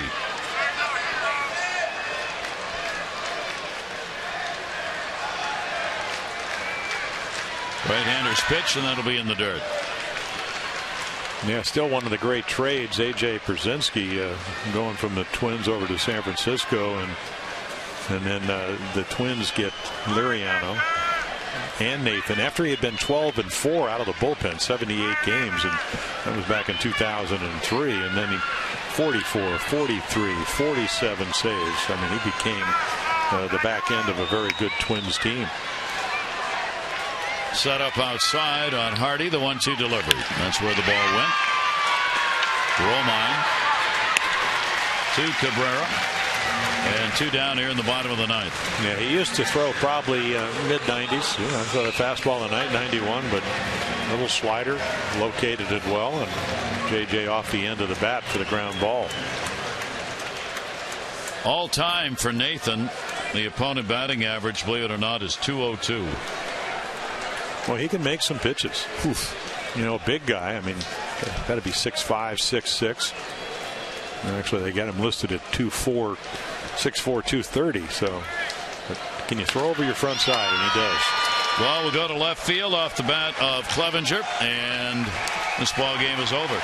Roger Davis puts it away, and the Detroit Tigers will take the first of 3 here at Camden Yards as they come away with a 4-1 win. Porcello 6 and 1, Norris 2 and 3, and the save goes to Nathan.